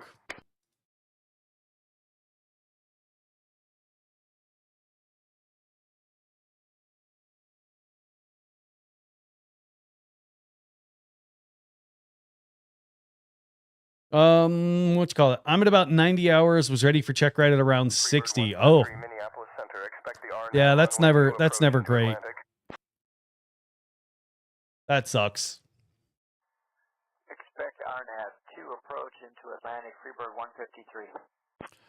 As we continue on our route, we are getting faster and faster because we are losing weight. Let's see. Can I get just a couple more scoochums out of this? Technically still in cruise. Oh, nope, that switched us to climb. There we go. And oh, that's climb on that engine. There we go. We are in cruise. What tools do you recommend for oral check ride prep? Oral check ride prep, really just knowing the information. I don't ever really recommend like, hey, go to this study guide. If you can find a study guide that gives you the resources and then you go and find the resources, that's not bad. The Gleim written book, the Gleim written test prep isn't bad because the answers come with the sources. So it's like, hey, you know, this is why this is the answer, and this is the regulation that you can go and reference. This is the Pilot's Handbook of Aeronautical Knowledge page that you can go and reference. This is the Airplane Flying Handbook page that you can go and reference. And I feel like that's really the best way, is with that book, but also chair fly. The amount of students that refuse to chair fly, for fuck's sakes, I am an airline pilot with thousands of hours of instruction, and I am sitting here in front of a simulator at home in my free time to stay fresh on the airline stuff, to stay fresh on how to operate. Students that are currently in training refuse to sit at home in front of their cockpit poster and go through their flows, go through their checklists to try and stay prepared. Those are the things that you got to do. It's not this magic. There's nothing magic about it. Read through the Airman Certification Standards, the ACS, and look at each individual task item and say, can I confidently and intelligently speak about this task item? Steep turns. Why do we do steep turns? What do we simulate, or what are we demonstrating with steep turns? We're demonstrating operating an aircraft in its like edge of its performance. Well, why do we have to pull back? Why do we have to add power during steep turns? Well, we have to pull back during steep turns because when I bank the airplane over, I'm losing a vertical, or I'm splitting my components of lift into really a horizontal and a vertical component, meaning my total lift is now split. Well, I still need a matter of total lift that would hold my aircraft up. But now that I've split my total lift, I don't have enough available to hold it up. So I've got to pull back on the yoke to get a greater angle of attack to generate more lift. Well, when I get that greater angle of attack and I start generating more lift, oh shit, I also have more drag. How do I counteract drag? With power. That's really all that's expected, is for you to be able to have those conversations. Remember, the DPE is on your side. They don't want you to fail. The DPE wants you to pass. Kansas City Center on 125.25. 2525 for Cheese One.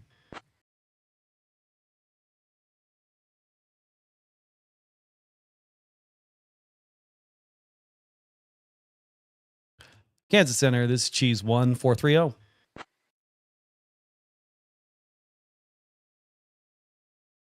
Cheese 1, Kansas City Center, good afternoon. All right, let's start looking at DWG and see if there is any procedures, like an arrival procedure. Oh, there are no arrival procedures. Well, let's see if we can get a weather frequency just to start getting ready. Let's go full screen. Or here, I should show you my iPad. So we're here at our destination. The AWAS at our destination is 12375. So we'll go ahead and throw that in COM 2. Oh, sorry, not 75, 725. And let's go ahead and turn on COM 2. Cheese 1, Kansas City Center. Expect the ILS runway 35 approach into Woodring. Descent coming up in about 20 minutes. Let me know if you're ready earlier. Say again for the approach for Cheese 1.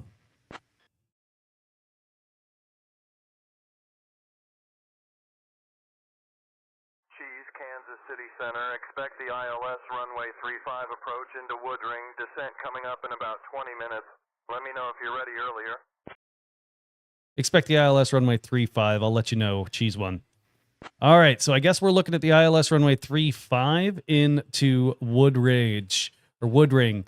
Not worried about the ATIS or anything like that. Let's go ahead to our FMS and let's brief this for a second.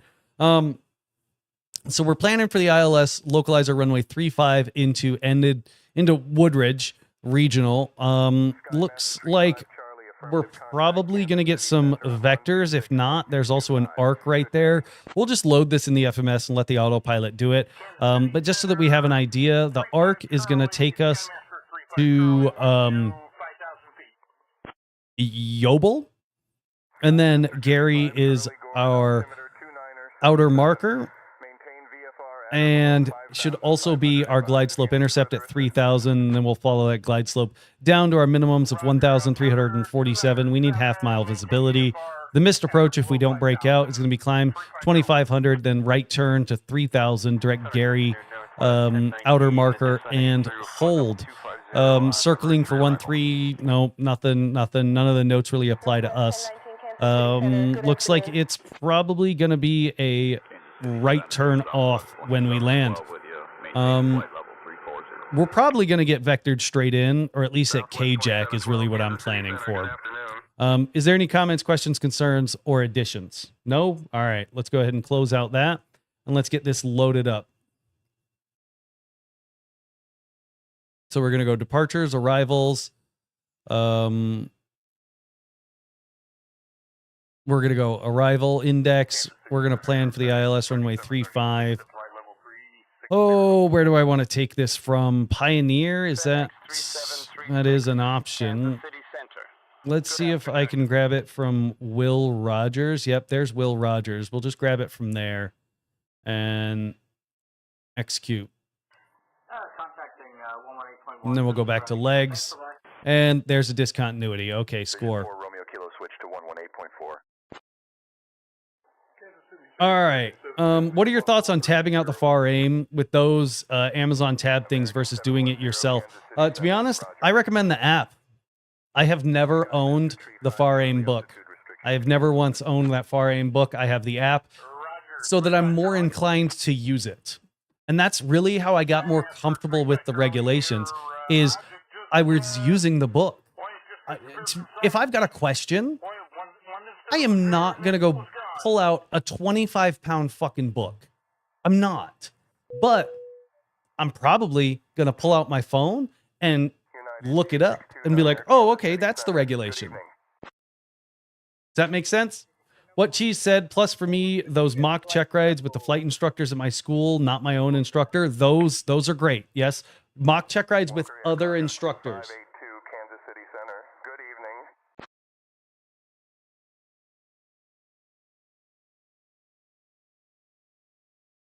Mock check rides with other instructors are a great tool because that other instructor doesn't know you. They don't give a shit about you.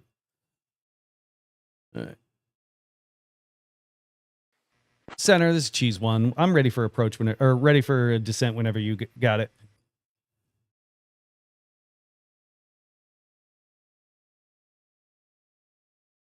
Cheese, cleared for the ILS runway 35 approach into Woodring. When you're ready, descend and maintain flight level 290. Cleared for the approach into Woodridge and descend flight level 290 for Cheese One. That's a weird clearance. We would not get cleared for an ILS way the hell out here, but I guess let's descend 290 though. Go indicated airspeed and reduction in power.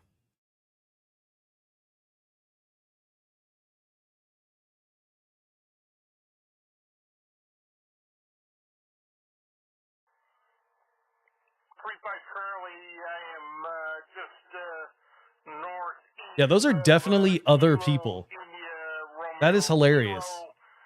I didn't realize that they had other people like talking to the AI all at the same time. I don't know, several hundred miles per hour, and now it's pacing me. It looks like it's about 300 feet long by about feet wide. Skymaster Tree 5 Charlie, copy that. Maintain present heading and altitude. We are notifying the appropriate authorities. Keep us advised of any changes. Yo, is that Skymaster good?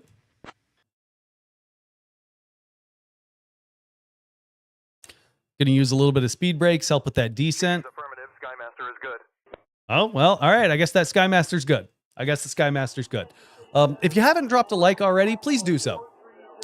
Just been hard for me to retain information. I read it. It seems to go in one ear and out the other. Well, here's the thing. When you read it, apply it. Right? Just staring at the book going, why won't you stay in my brain? You're never going to learn it. Okay. But if you apply it, like when we say like, hey, go read 91.213. Okay. That's the inoperative equipment. Read it. And when every number you read, see if you can apply that information. If you can't apply that information, figure out why. What's confusing you, right? What phrase is confusing you? Break it down into its smaller parts. But Justin, there is a Discord. If you got questions, go jump in on the Discord. There's a bunch of other instructors in there, and there's a bunch of other student pilots in there, all in the same position as you, trying to get their ratings, trying to get their training done. So don't hesitate, reach out. If you need a hand, don't hesitate to reach out. But the biggest problem you're going to run into is the lack of application. The lack of application is why it's not going to stick. It's why it's not going to stay in your noggin. You start applying it, it's going to stay in your noggin. Let me see if I can just drop one real quick.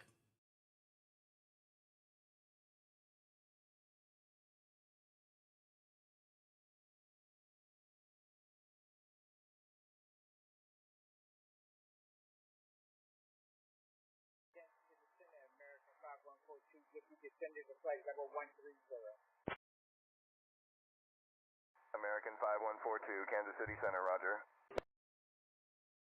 American 5142, Kansas City Center. Descend and maintain 8,000. Descend and maintain 8,000, American 5142.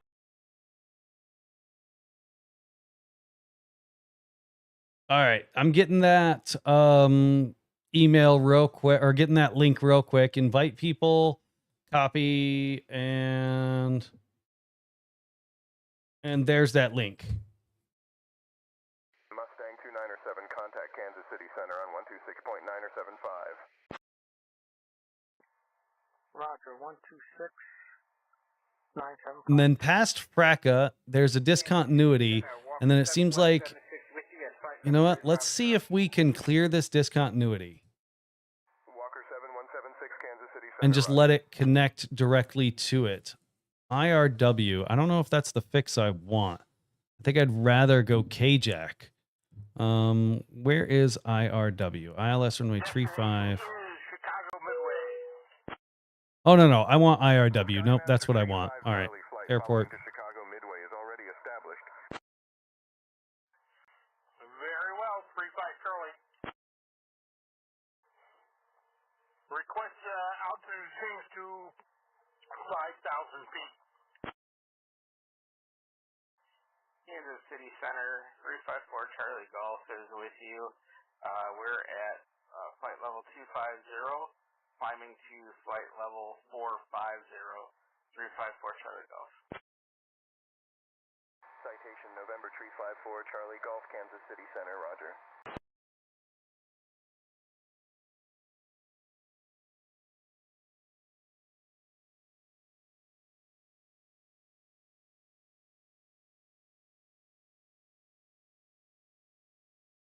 All right. Sorry. I had messages on Discord that I had to read through. There's a bunch of students I've got booked tomorrow for mock check rides, and it's just a lot.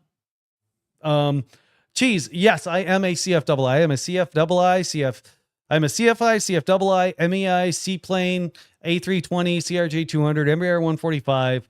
I've also taught in something like 20 different airplanes.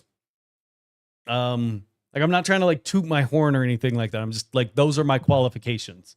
I am a fairly qualified individual, which is why it's so damn frustrating when with the whole FAA thing where it's like, either way. When did I start flying? Almost a decade ago. I started flying like pretty much as soon as I got out of the military. I don't know, maybe like 8 or 9 months after I got out of the military. Which I think I got out of the military in like 2014. Oh, let's execute that modification.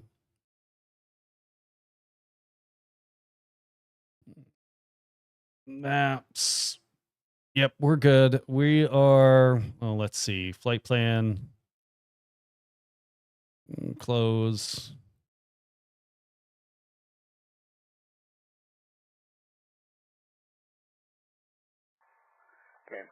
Let's see if it's going to give me if it's going to estimate based on ground speed. No, it's estimating based on what's in there. What did I do in the military? I was infantry. So I didn't fly. I didn't do anything like that. I was just infantry. So let's go ahead and we'll go flight level change. Mustang 297 descend and maintain flight level 250. And we're going to do this in indicated airspeed now. So crank it on up to 300.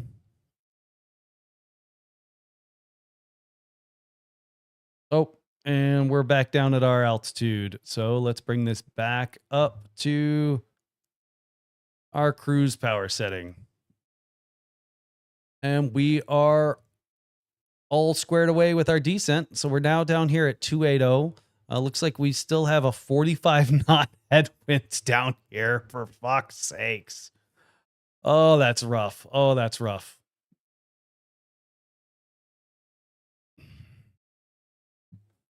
This is not worth it.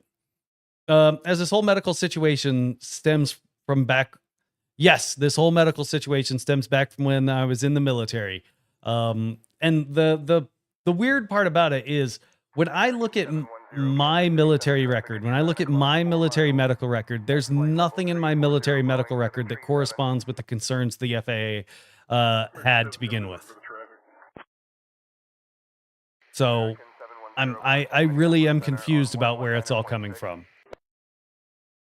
But I'm complying. The FAA gave me steps to comply with, so I'm complying with said steps and going from there. This is a journey. We've still got, oh god damn, we still have almost 300 miles to go. Yeah, it's not great, but shit happens. You work through it. Yeah, some AME decided to dig up 14 years worth of medical records, even shit that I don't have access to. So I don't know where this stuff came from.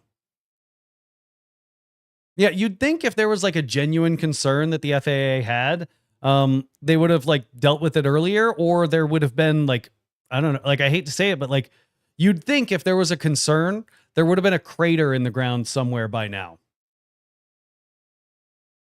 But there's not. There's just a bunch of really happy students. There's just a bunch of, qualifications that I've earned throughout the years, but all that for naught. And it's just a little frustrating that I can, go through all the steps that the FAA put in front of me, and they could still eventually say no.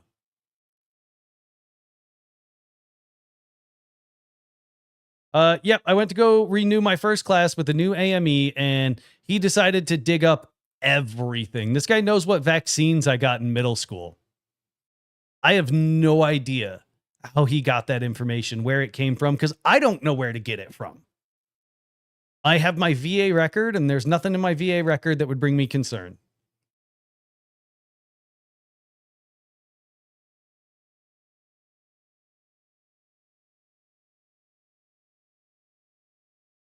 I'm just trying to keep my passengers happy. Starting another movie, serving more drinks. My passengers got to be drunk by now. I've already served like 3 rounds of drinks. No, there was, I can't really confirm nor deny like why they decided to do that, but it's got something to do with some of the nonprofit stuff I was doing for a while. Yeah, it's terrifying. It's terrifying because like they could be very well, they're finding stuff from pilots that just didn't know. Sure, don't get me wrong. There are military pilots that were out there gaming the system, and they were, I mean, for lack of a better way to put it, they were lying. There were pilots out there that were saying like, "Oh no, I'm squared away, I'm all good to go." But then when they turned around and talked to the VA, they were like, "Oh no, I'm broken, and oh my back, oh my brain, oh my ears, oh my knees," and they were getting 110% disability rating from the VA, and then telling the FAA nothing about it. So don't get me wrong, there's a bunch of veteran pilots out there doing dumb shit and lying to the FAA, which made the FAA decide to start digging. At what point can I expect descent clearance? Kansas City Center, roger.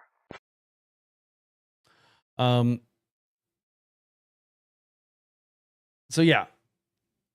Is this going to show me my estimated time of arrival?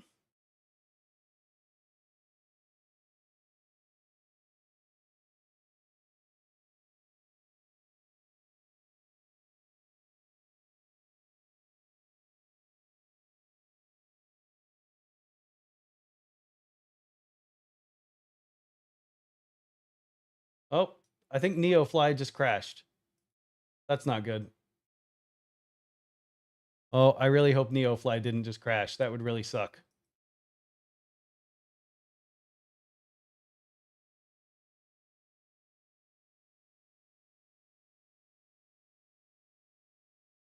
But yeah, it's definitely awfully strange that, things ended up this way. Like, again, as I said, I'm not happy about it, but what are you going to do?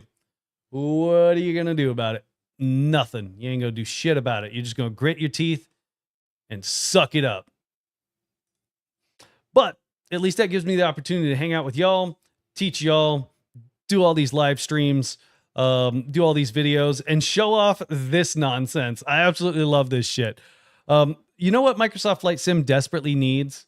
A way to make custom skins for your airplanes in the game, like almost like War Thunder. You know how for anybody who's played War Thunder, you can really make custom skins in the game for your aircraft. That's something that's really missing from Microsoft Flight Sim. I would love to be able to do like my CheesePilot wings logos all over these airplanes and stuff like that. Really establish like Cheese Air in Microsoft Flight Sim. But to be honest, I just don't know how to do it. I've seen other people with like custom skins in Microsoft Flight Sim, but I'm not entirely sure how they do it. I haven't seen how to do it, but it's the feature that's definitely missing.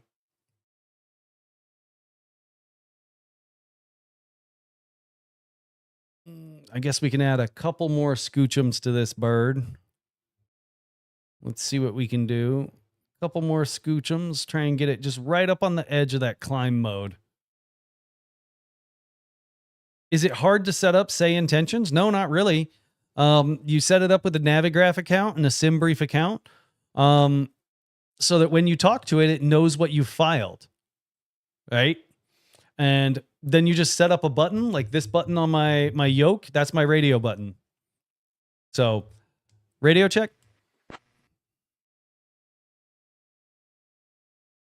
Cheese, you're coming in loud and clear. Same as you. Appreciate it.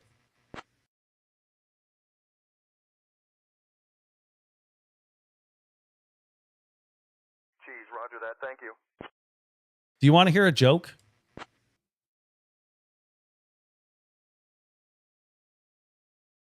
Cheese, sure. Go ahead. Do you know the difference between wallpaper and toilet paper?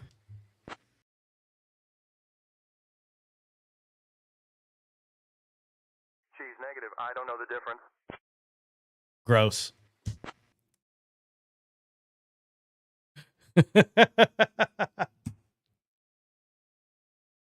Oh, y'all get it? Y'all get it? It's no, it's not that funny. Okay.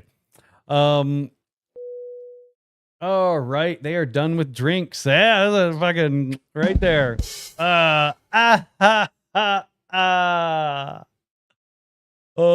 I'm kind of upset that he didn't respond.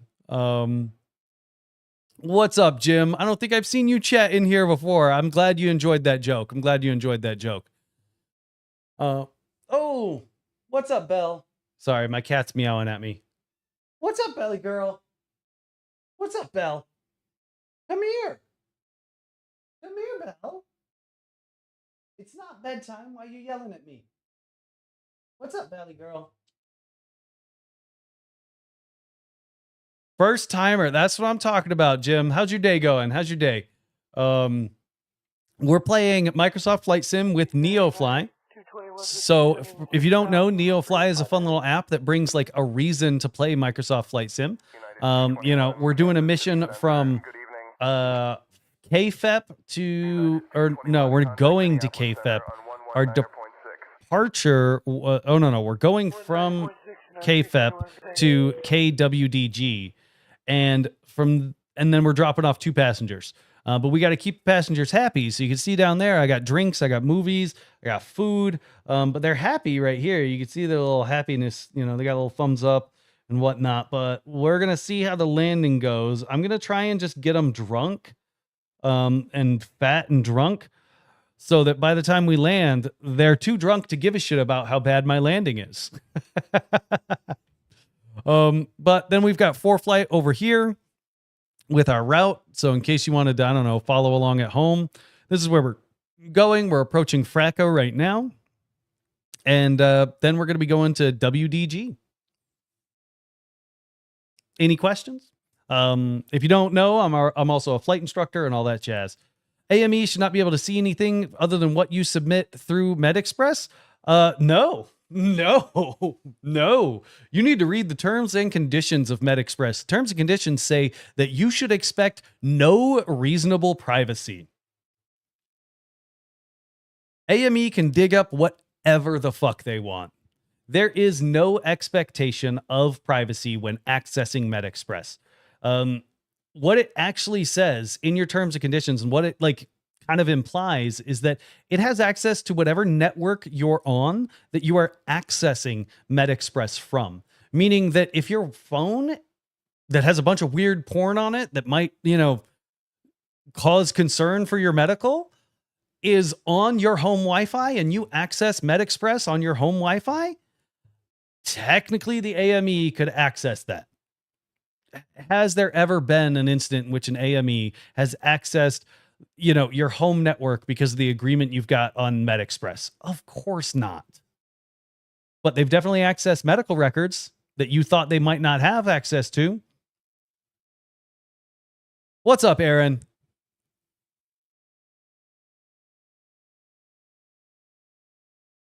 Yeah, there definitely needs to be, I mean, the perfect system to me would be a system in which your treating physician or primary care is the deciding factor on whether or not you're fit to fly. So that as a pilot, you can go to your doctor and have a conversation with your doctor about symptoms and issues that you're having, but it's the doctor's decision.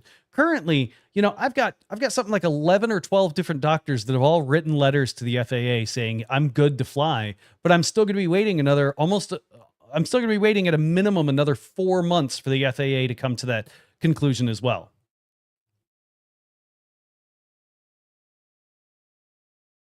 Well, that's awesome, Jim. That's awesome. I'm glad you're here. I'm glad you're hanging out. You know, welcome to the channel. I do my best, but it's just me. So drop a like, subscribe if you haven't already. I really do appreciate everybody that shows up and shows some love to the channel. I really wish I could turn on Comm2. Why won't it let me turn on Comm2? I feel like that's a Microsoft Flight Sim thing. 123725. No, it's there. Huh. Odd. Done and done. Love it. Love it. Love it. Thank you so much. Thank you so much. Nope, wrong button. Oh. Adorable. Any questions? Anything that's kind of come up as you've been watching these videos and whatnot that you, you know, anything you're concerned about, anything that's confusing, anything that, you know, you need a little help with? We still got a little over an hour in cruise. Looks like if we take a peep at the iPad, we are just now turning onto our final leg, which should be taking us. Let's head inside and look at our FMS. Let's see. So there's our FMS. We're going to the IRW VOR. So if we go to airports on our iPad, and we go to ILS runway 35, we've technically already been cleared for the ILS. So IRW looks like it. IRW past IRW, we could be down at 3,600. So let me just see if I can get another descent. Can I get a descent for Cheese One?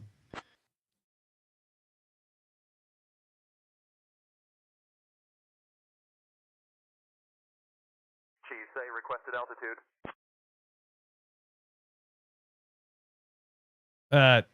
Never mind. Cheese One. We're still 128 miles from IRW. So, I mean, we got plenty of time to go down.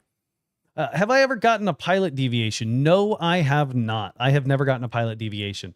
Started watching the private pilot mock orals a few days ago, really helping me solidify the information. I think I'm learning new things along the way. Thank you. Well, thank you for showing up, Aaron. Thank you so much. What do you see? What do you mean? What do I see if my student fails their check ride?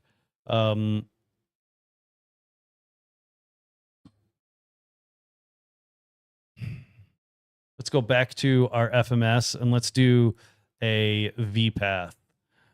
So we're going to go perf, VNav setup. Oh, it's not really anything in there. Huh. Perf.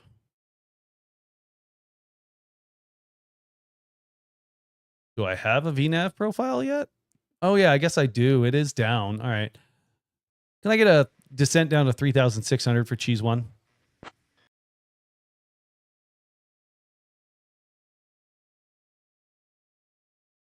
Cheese, descend and maintain 3600.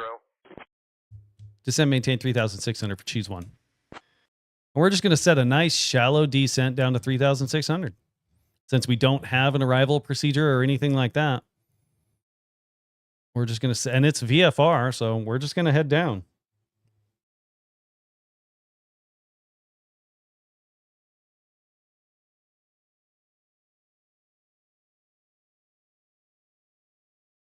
Let's get our power out so that we can maintain a safe airspeed. And we're going down. All right. There we go. I meant, what are ways your students have failed check rides for common failures? So I've damn near 100% pass rate. And the reasons I've had students fail check rides are kind of weird because I've taught a lot of international students.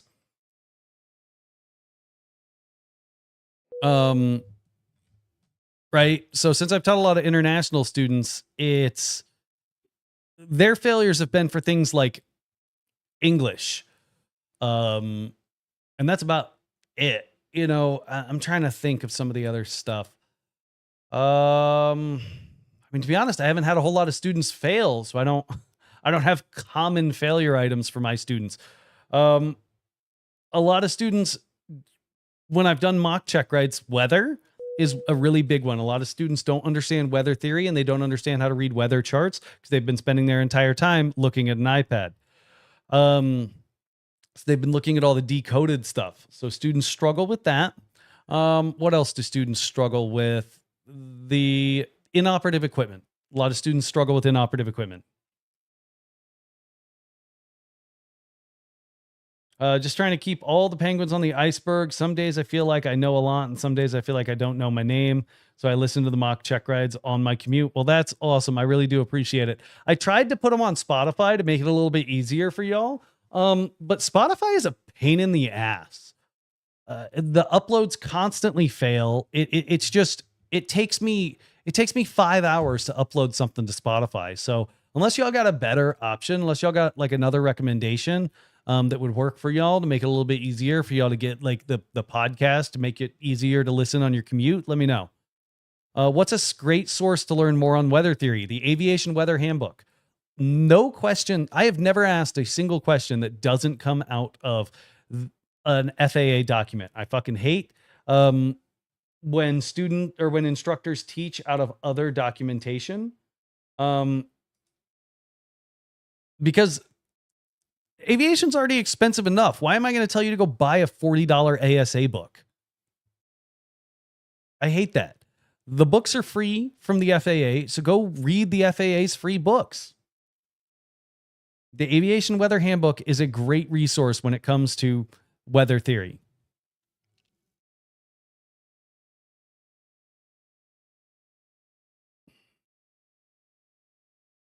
All right, let's get our weather at our destination. 12372. Enter. Am I still too far away? I think I might still be too far away. What's up, Belly Girl? You want to come say hi to the stream, Belle? You want to come say hi? Hey, come on. No? Okay, run away then. I'm not giving you any treats. You're already fat enough, Belle.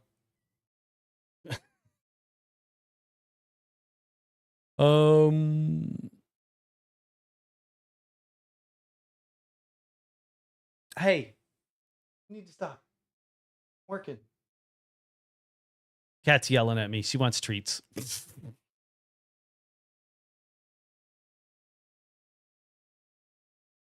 Any other questions? Any other things that y'all got? Any other stuff that you're kind of concerned about, that you're worried about on your check ride?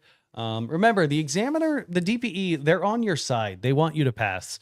That was one thing that I used to tell students all the time, that I am on your side. I want you to pass. It's more paperwork for me when you fail. It's more paperwork. It's more of a hassle for me when you fail. I want you to pass. I want my job to be easy. Does that make sense? So just keep that in mind as you're going through these check rides, as you're going through this training. The examiner is on your side.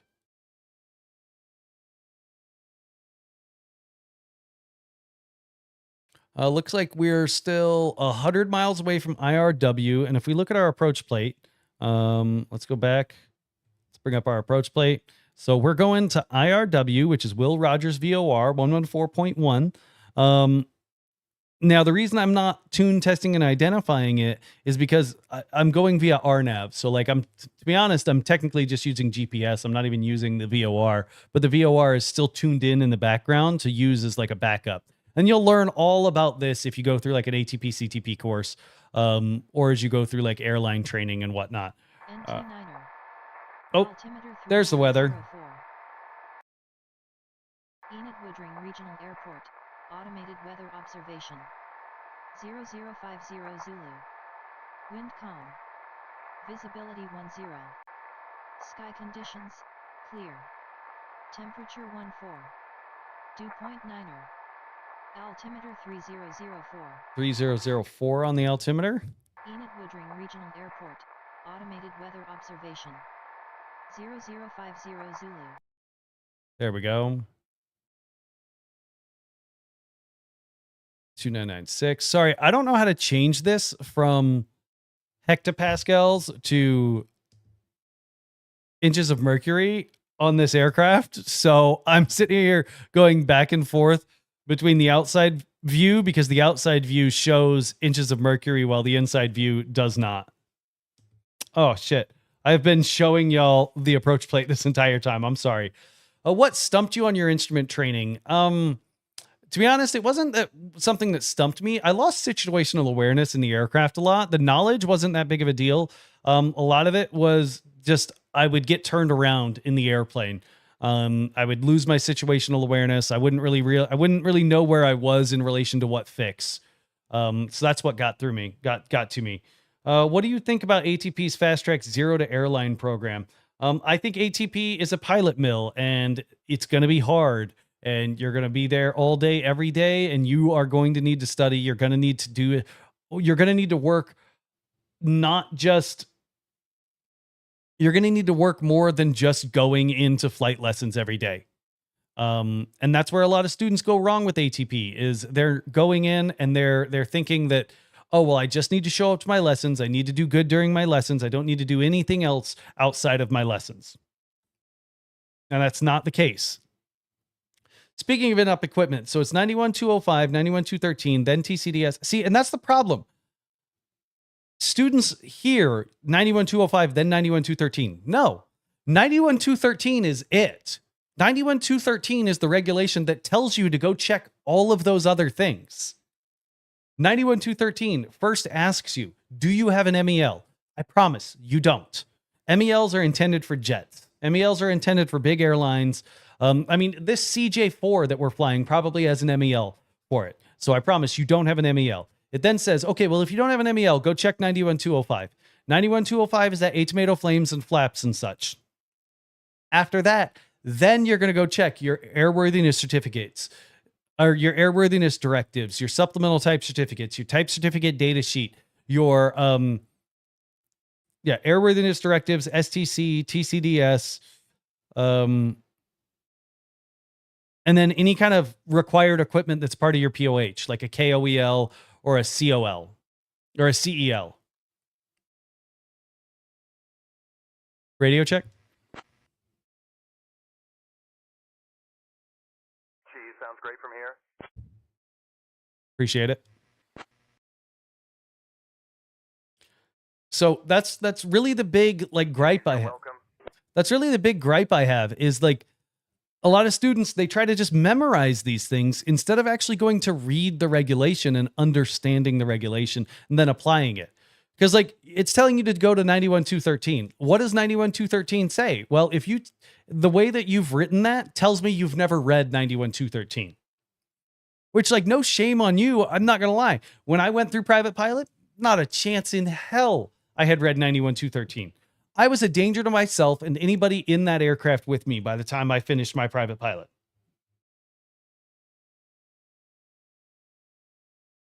So what I try to do is ensure that other students aren't in that situation. So actually go and read these regulations instead of just regurgitating what your instructor told you, instead of just regurgitating what you read in a study guide. Go and read the source material and use it as a reference material. You're not intended to memorize it. You're intended to go and use it as a reference book. If you don't know something on a check ride, especially a regulation, go look it up. The problem lies is when you've never opened the book, so you don't know where to look it up.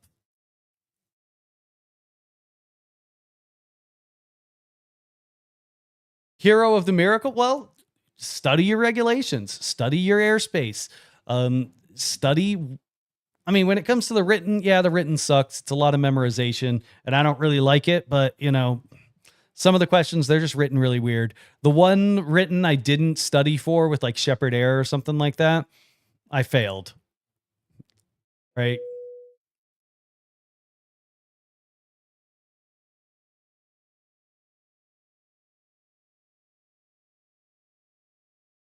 Yeah, but good luck on that written. Good luck on that written, hero. You'll do fine. I promise. You'll do fine. You'll do fine.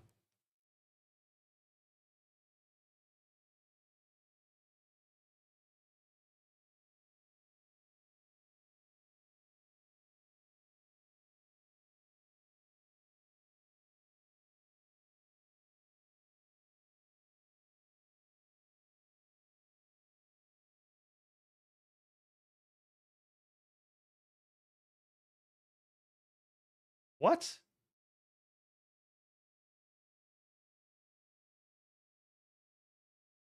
Any other questions? Any other questions?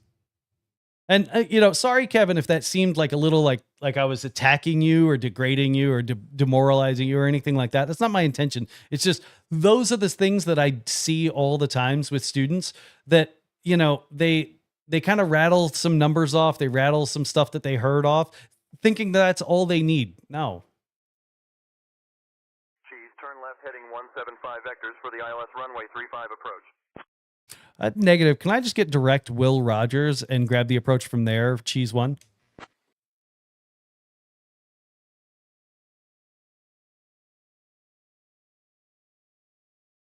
cleared direct to Will Rogers for the approach. Direct Will Rogers cleared for the approach. Cheese 1. To be honest, I am an airline pilot, dude. Baba Booey. I am typed on the CRJ 200, the Embraer 145, the Airbus A320. I teach people in the Airbus A320. I'm Descend and maintain 3500. Descend, maintain 3,500. Cheese 1. Why are my passengers unhappy? Cheese, maintain 3500 feet. Descend, maintain 3,500. Cheese 1.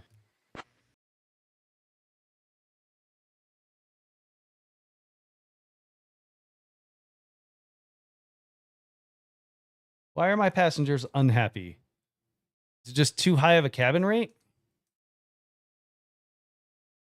What about you, Baba Booey? What's your end goal? Seems like we got a lot of new people here, 18 concurrent viewers. So make sure you don't forget to drop a like. If you haven't subscribed already, please do so. And if you're new here, we got a lot of educational content when it comes to aviation. And every once in a while, I get drunk and play War Thunder. The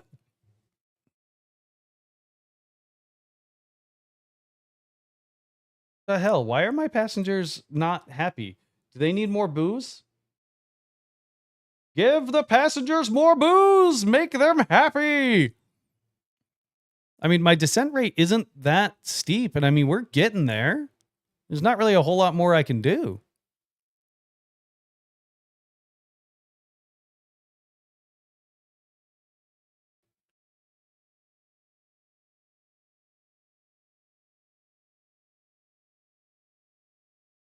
All right. So we're 43 miles. Looks like we're 7 minutes to go. We're currently descending at 700 feet per minute. That doesn't seem like enough time. Well, we're actually going to need to slow down so that we can get this aircraft below 250, below 10. And I think I'm going to increase that vertical descent rate just a smidge. Help us really get down there.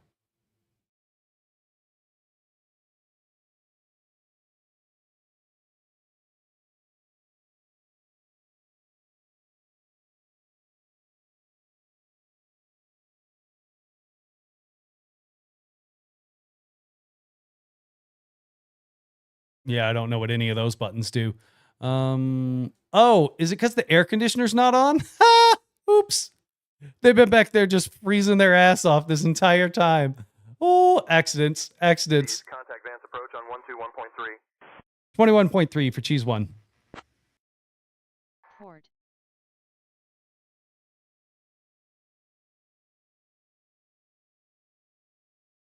Approach this Cheese 1, descending out of... Right, heading 215. Negative. Can I just get direct Will Rogers for the approach?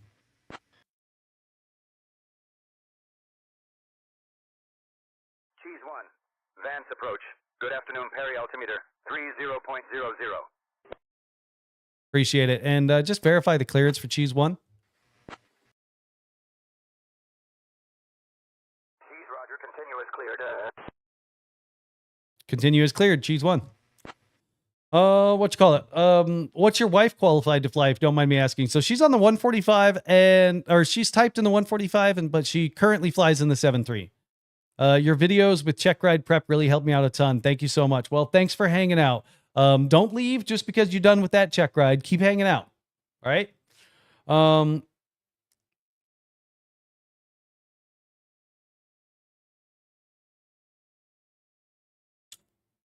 But all right, just about to drop under 10,000.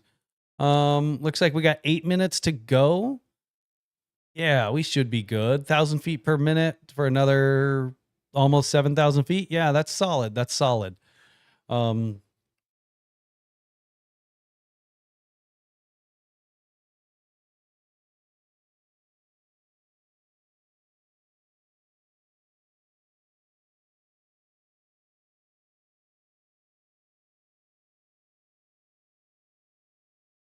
Yeah. All right. So we're currently, yep, I see what we're doing. I see why they were trying to vector me around. I don't really feel like getting vectored around. I'm just going to stick with the approach. Well, I don't know. Could I just get direct? Oh, I should have went direct pods. I'm an idiot.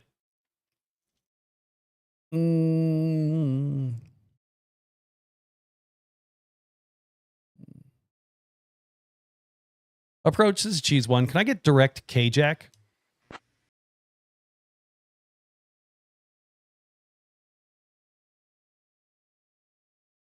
Cheese unable to provide direct to K-Jack. Please refer to your charts or nav aids for routing.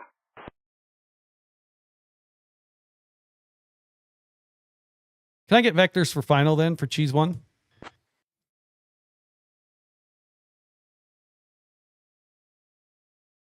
turn right heading 260 vectors for the ILS runway 35 approach. Say again for the 250 for the heading for Cheese 1.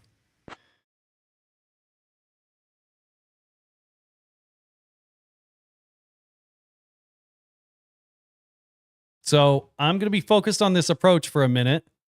Turn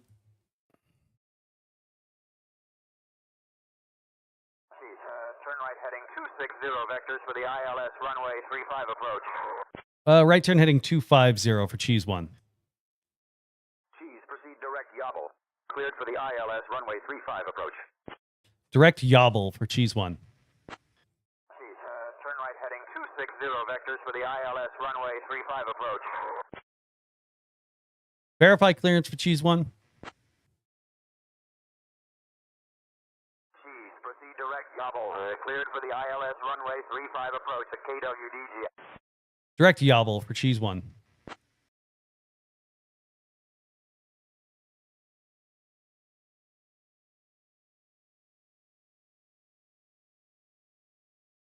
There we go. Now we're going to go nav mode.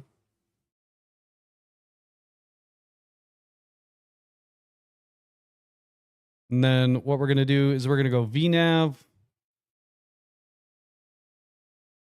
Reducing that power so we don't overspeed.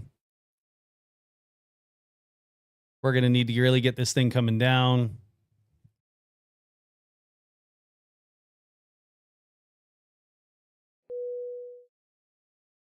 All right, we're good. Passengers are happy.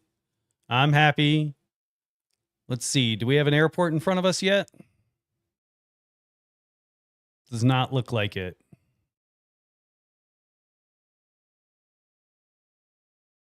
On the iPad, what I'm going to do is I'm going to select the procedure, approach, ILS runway 35. We're going to Yobble. We'll select KJAC actually, because that puts Yobble on it. Yep, we're going direct Yobble right now. And at Yobble, I'm going back to my approach plate. So we bring up the iPad. I show you the approach plate. Yobble, it looks like I'm supposed to be at Yobble at... Oh, what is the altitude for Yobble? 3,000. Looks like the altitude for Yobble is 3,000. And then we're going to grab the ILS. Once we grab the ILS, we're going to track it on down. We get a little bit more power in this. And what I would really... Okay, so I see ghost needles. I want to switch from purple to ILS. So nav data? Nope. Upper menu? Nope. Lower menu? Nope. Cursor? Nope. Nope. Nope. Nope. Shit. How do you switch? Who knows how to switch?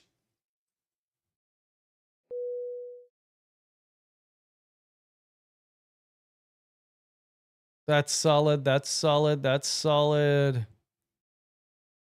All right. Looks like we might just be flying ghost needles on this when we get close enough. Because I don't see... Oh, damn. Sorry, I left the iPad up too long.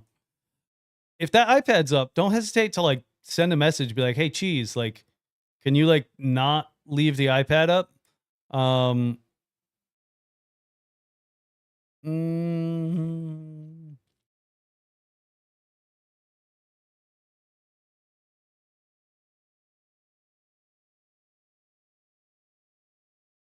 What are you yelling at me about? Oh, okay. Let's go ahead and turn this music down so that I can focus on this approach.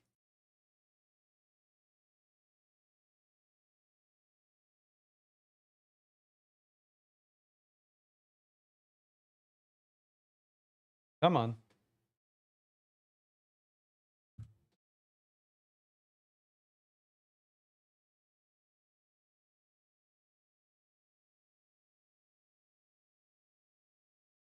Uh-oh. Okay, so we got VNav capture. All right, Levi. Thanks for showing up. Thanks for hanging out. It is a blast. All right.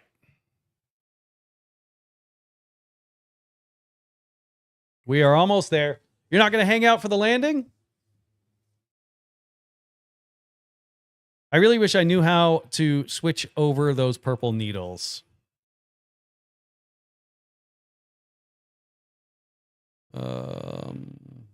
Here we are hitting Yobble. From Yobble, we need to go down 3,000.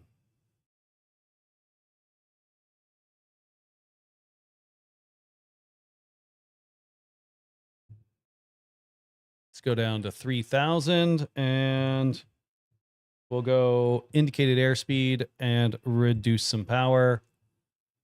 Well, what we'll actually do. Why have you captured a V alternate?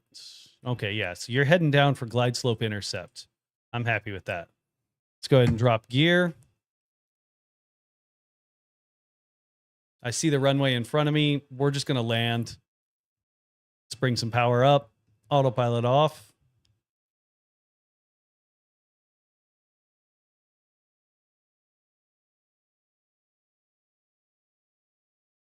And kill my flight director. We are just going to fly it.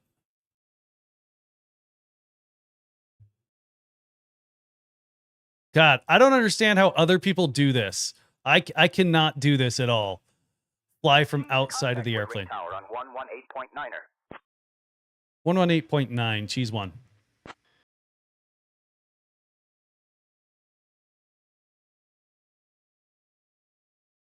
Tower, this Cheese 1, ILS runway 35.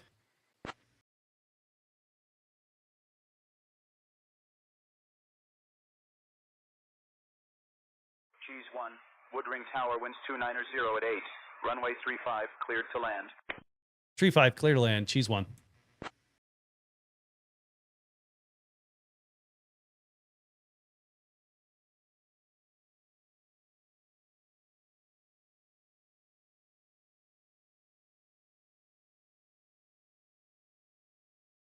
And let's go ahead and drop another notch of flaps.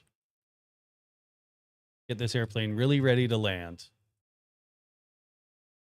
There's the outer marker, letting me know, yep, glide slope intercept. That's kind of where I want to be. I'm solid.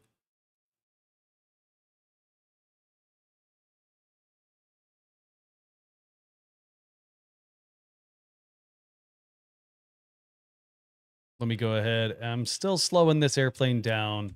I'm a little low.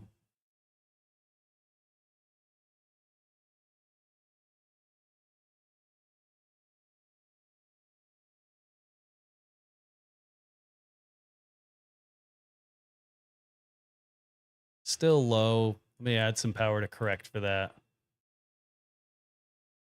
Trying to get this airplane right at its green dot, right at its LD max in the event that I have to go around. Spoilers are stowed. Gears down. I got 3 green. 3 mile final. 3 mile final for Cheese 1.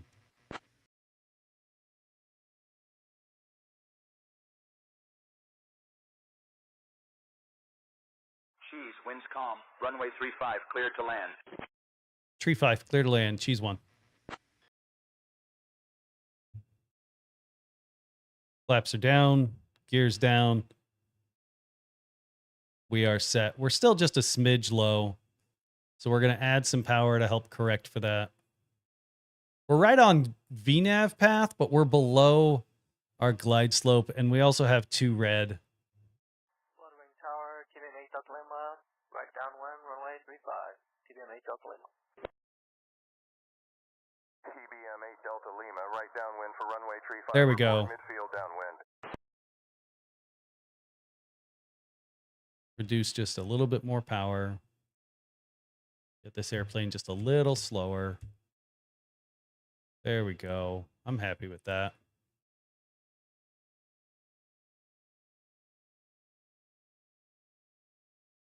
Now, I want to add that I have never flown a Citation in real life. So what this landing's supposed to look like, not sure.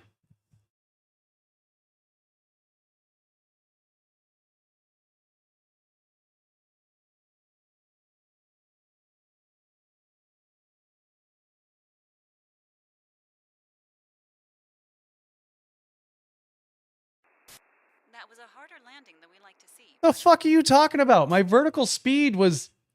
Cheese, contact ground on 121.9er 25. Down your engine. 21.925 for Cheese One. What are they talking about? That was harder. My vertical speed was showing 0.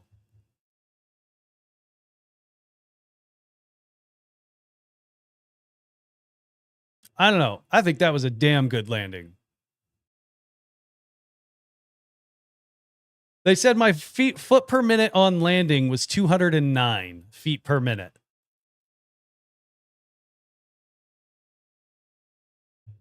Ground this Cheese One, looking for parking.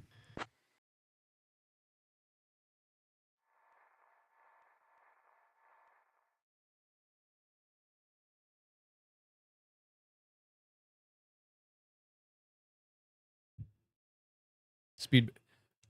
Ground, this is Cheese One, looking for parking.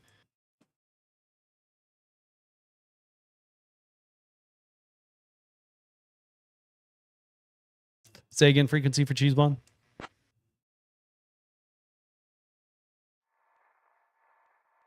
Oh, 925, not 95.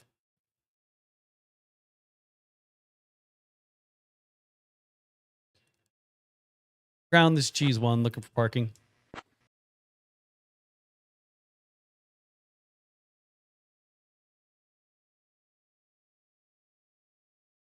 Cheese One, Woodring ground, taxi to terminal via Alpha Alpha 5. Have a great day. Alpha Alpha 5 to parking, Cheese One. All right, we'll go ahead and shut down one. Do a single engine taxi. Okay, pilot. The guests are leaving the aircraft now. What the fuck? We're still on the pavement. Okay, I guess I need to... You can't do a single engine taxi.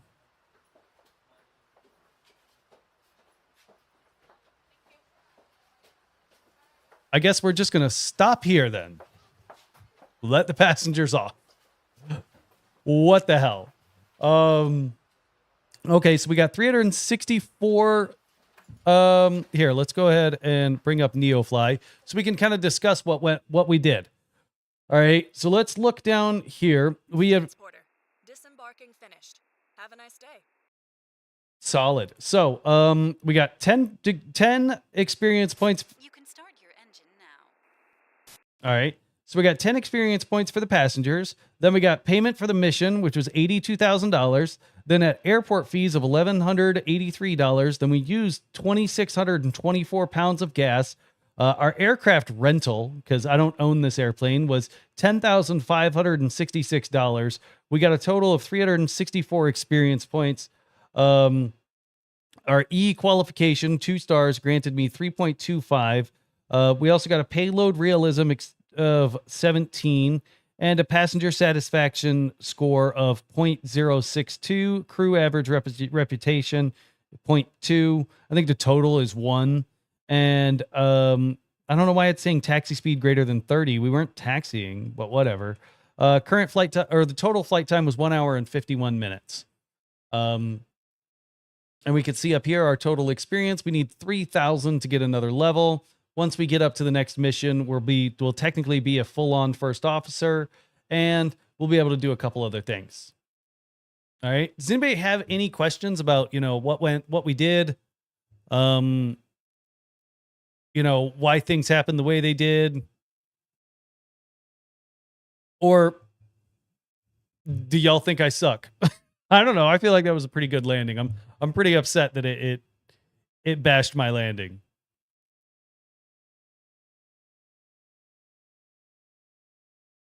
Now, I think we're going to call it a night. We're going to go ahead and taxi back to the terminal and park for the night. It's always an absolute blast hanging out with y'all. If y'all got any questions, please don't hesitate to ask. There's also a Discord. There's also a Discord in case, you got questions after the fact. Everybody that's in the Discord is really just in the same position as a lot of y'all, just trying to get your ratings, just trying to work on becoming a pilot, being a pilot. There's also a lot of flight instructors in there as well. Yeah, I feel like that landing was just fine. I really don't understand why it bashed that landing. I'm also concerned why the AI didn't give me a clearance to cross the approach end of runway 13, but didn't even see my seat move, for fuck's sakes. You know, I really do want one of those degree of motion sims for home. I feel like those would be really cool. They're like $3,000 though. The ones that you can like attach all of this stuff to, and the seat moves around with the screen. I don't know if I have room. I'd probably have to put it in the basement, but my basement's kind of damp, so I'd be a little concerned about putting something so expensive in the basement. But yeah, that's Neofly. You know, you can find it online, you know, probably, I think it's like neofly.com if you want it. It's technically not free, or some of it's not free. I don't know. I forget, but let's go ahead and whip it around for one of these parking spots.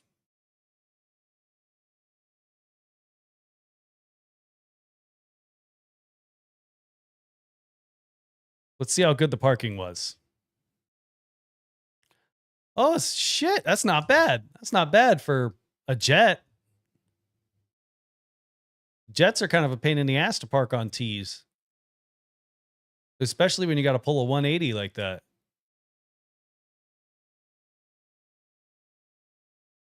I just got to show you all that parking job. Look at this. Look at this.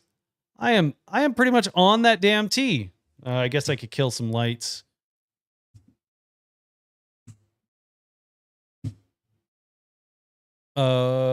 Why are my strobes still on?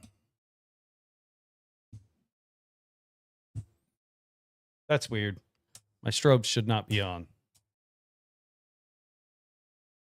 Oh, right. But let's go ahead and head back to here. As always, it's a blast hanging out with y'all. Please subscribe if you haven't done so already. Hit that share button. Share these streams with people. Share these videos with people. Get more people here showing up and hanging out, because, you know, it's fun. But if we got nothing else to say, let's go ahead and throw some music on and call it a night.